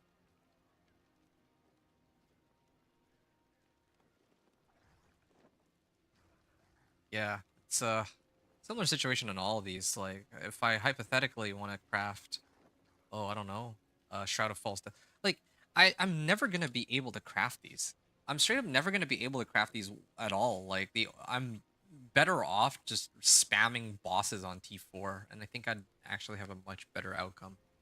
I think I have some runes if you want it. That's okay. I'll try to like get my own for now. If I really need it, I'll let you know. I actually come to think, yeah, no. I appreciate it. I'll let you know if I need it later on. But I think for now, I'm gonna try to see if I can work towards it myself, because there's still so much stuff that I want to experience in the season. Like, Fairly well. haven't had a chance to. I need to make those occult gems. I still need to get like helm with like plus wolves on it. There's a lot of improvements that, just generally speaking, need to be made on this guy. So I'd like to do those first before I try to get assistance. But thank you though. Anyway, I'm gonna do like 1 or 2 more runs, I guess, and then I'll call it. But maybe I might even try to push pit 75. Nah, I kind of want to just do like a nice chill run. Well, yeah, we'll save pit 75 for next time. I don't want to end and I'm just like all frustrated and whatnot. Let's do pit 70, I guess. Yeah, pit 70. I think this would be enough.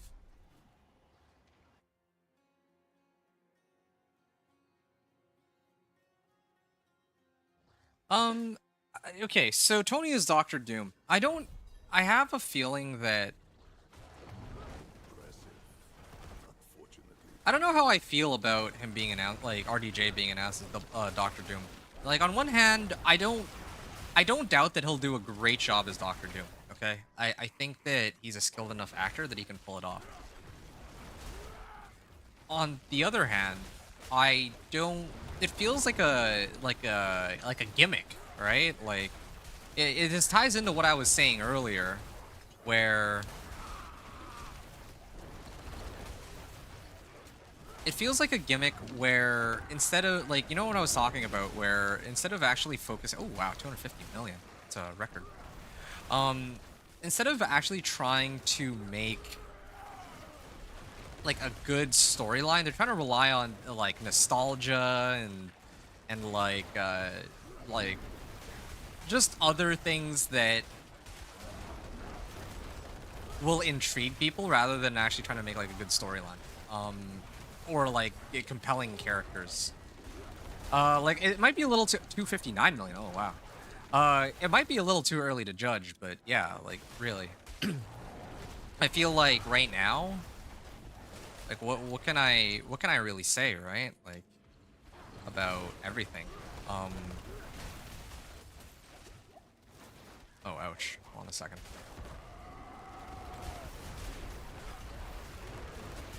Okay. Yeah, I'm kind of concerned that what's gonna end up happening is they're gonna do this like lame like 2-minute cameo or something for Doctor Doom, and that'll be it, right? Like, imagine hyping something. I feel like No Way Home kinda did it right. It could have been better, but they sort of did it right, where yeah, like certain characters show up and you know, it's like a good blend of like, relatively good blend of nostalgia, but also some character. It also kind of helps further the plotline and you know, help like Peter, the you know, modern day Peter's character kind of grow from like to senior Spider-Man, that kind of thing. I think that just makes sense to me. Ow.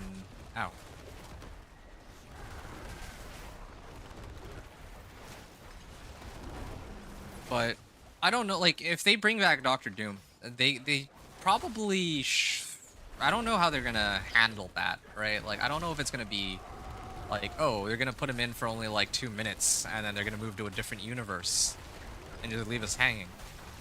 Or maybe they might try and give him like a very important role in the storyline. That would be good. And I actually would very much like that. But I just don't want them to mishandle the character. I don't want him to be playing just Tony Stark, but pretending to be Doctor Doom. I don't want them to rely on star power, like RDJ, to show up and save the day, rather than focusing on making what should be like a good movie. I want the movie. I want to walk out of like out of Secret Wars or whatever movie like RDJ is showing up as Doctor Doom in, right? I want to walk out of that movie and think to myself, wow, that movie was great. Not, oh wow, I got a chance to see Doctor Doom. If that makes sense. I feel like that's what happens nowadays, rather than focusing on making these movies where like the movie itself was something that I was like happy to watch.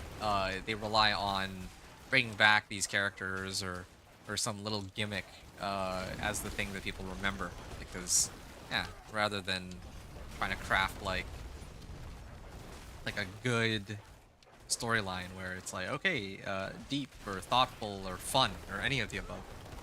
Have I seen the new trailer for Fantastic Four? Yes, and I don't think, yeah, I don't think I've been more hyped for anything in so long, actually. Yeah, Fantastic Four, yeah, I'm super stoked for that one, right?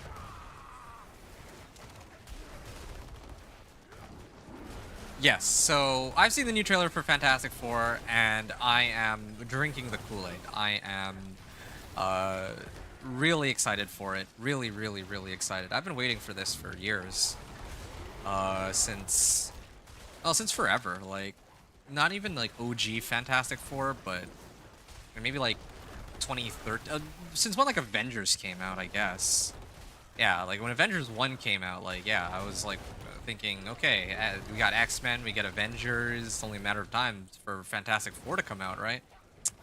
But, yeah, only had to wait like an additional 15 years past Avengers 1. And then finally they are coming out with all this. So, anyway.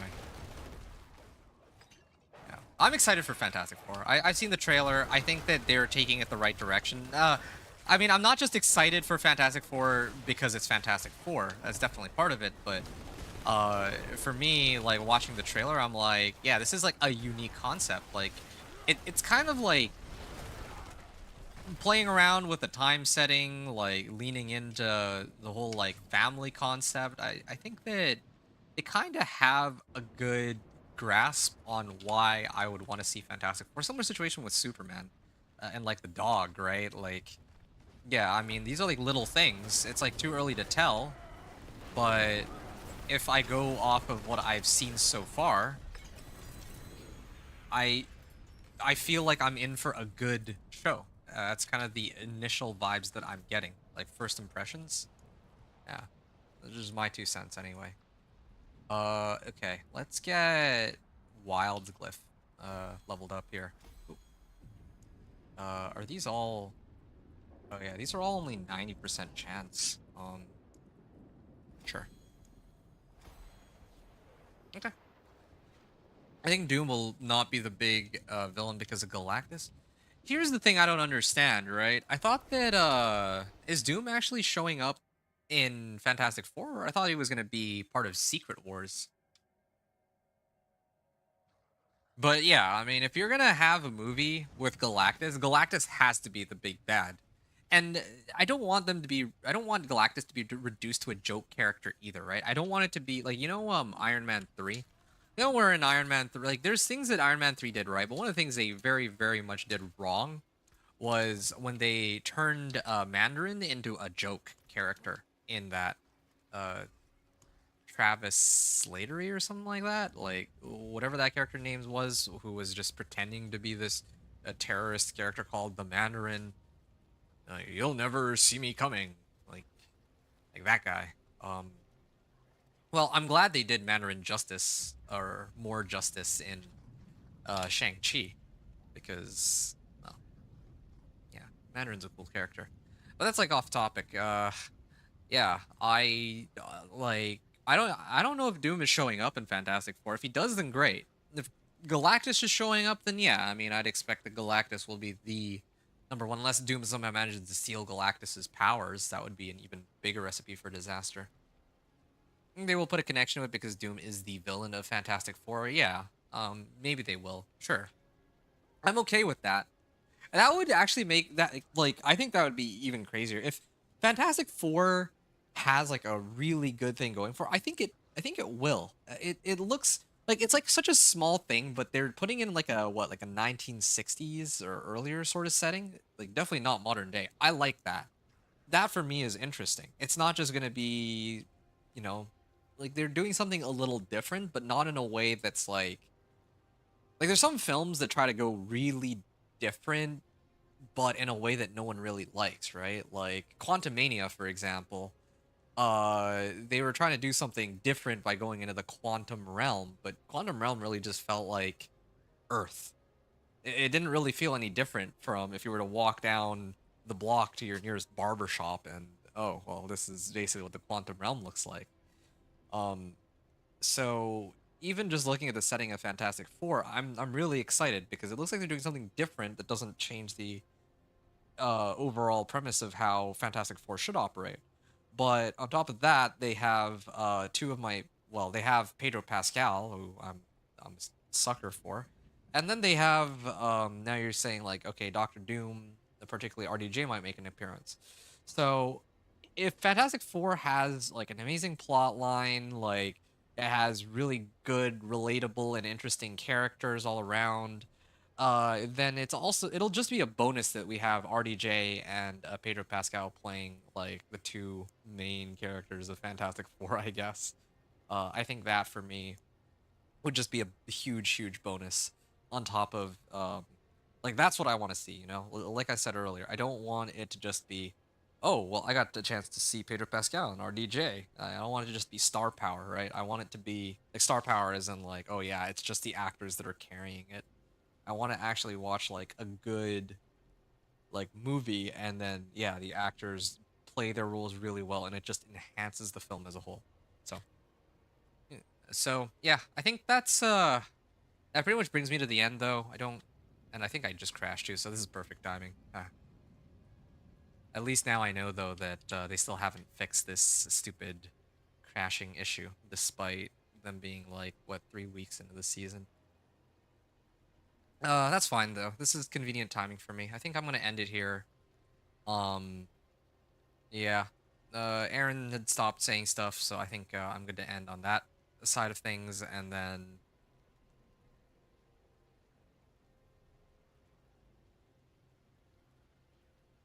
uh, and then Zemor's you're done, right? There's nothing else. Like you said that you just want to get your glyphs up, so you did that.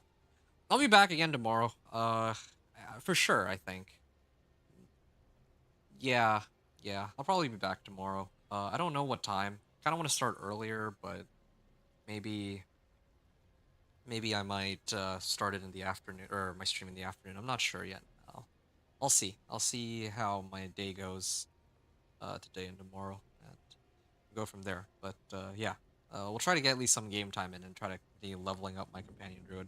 I'll probably start off trying to push pit 75, and assuming that I can clear that, well, I might try to go through some of my other season journey stuff and um actually buff up my gear too. All I've done today is just level my glyphs. I didn't even bother trying to level or improve any of my equipment or anything.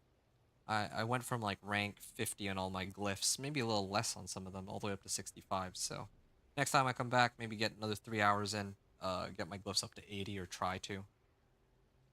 So we'll see. Yeah, take care, Aaron. Hope you have a good day, and same to everyone. Yeah, it's You're too slow in English. You're answering your thoughts. Oh, okay. Thanks for letting me know. Okay. Well, I'll. Oh, the game just. Okay. I thought that I'd crashed, but something else happened. Sure. I mean, if you have thoughts to share, then I'd be happy to hear them. I just give me a second. Oh, okay. Well, it looks like I do have to go. I will let you finish your thoughts though. Do finish up whatever it is you wanted to say. And then I will. Uh, yeah, I can respond, and then I'll probably go after that, or we can continue this discussion tomorrow too. I'd love to.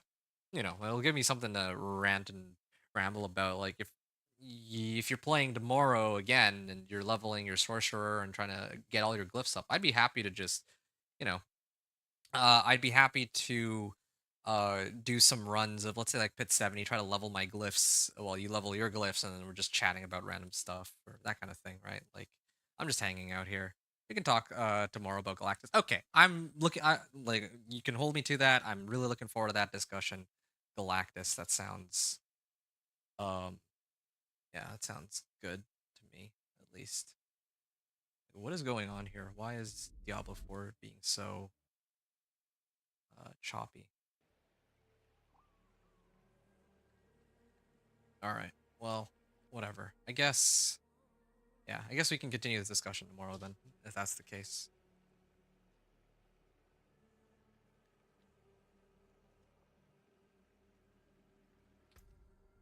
All right. Yeah. I gotta clean out my inventory too. Yeah. Okay. Yeah. You take care too, Zemors. I'm gonna hop off for now. Yeah, it was a very amazing chat today. I had a lot of fun, so thank you again, and appreciate your boss mats getting me my first mythic, even if it wasn't quite the one I wanted. But we'll, yeah, we'll go from here. Okay. Yeah, the journey to pit 100 continues. So far, we made it to pit probably 75. So, yeah, exciting stuff. Catch you all soon then. Out of sleep. All right. Have a good night. Uh, okay. Tomorrow we'll be back. More gameplay, companion druid. Maybe I also have to try to upload my builds to actual build guides or whatever. So, okay. I'll catch you all later. It's been fun, but I got a jet. So, hope you all enjoyed this stream. Thanks everyone for watching. Adventure out.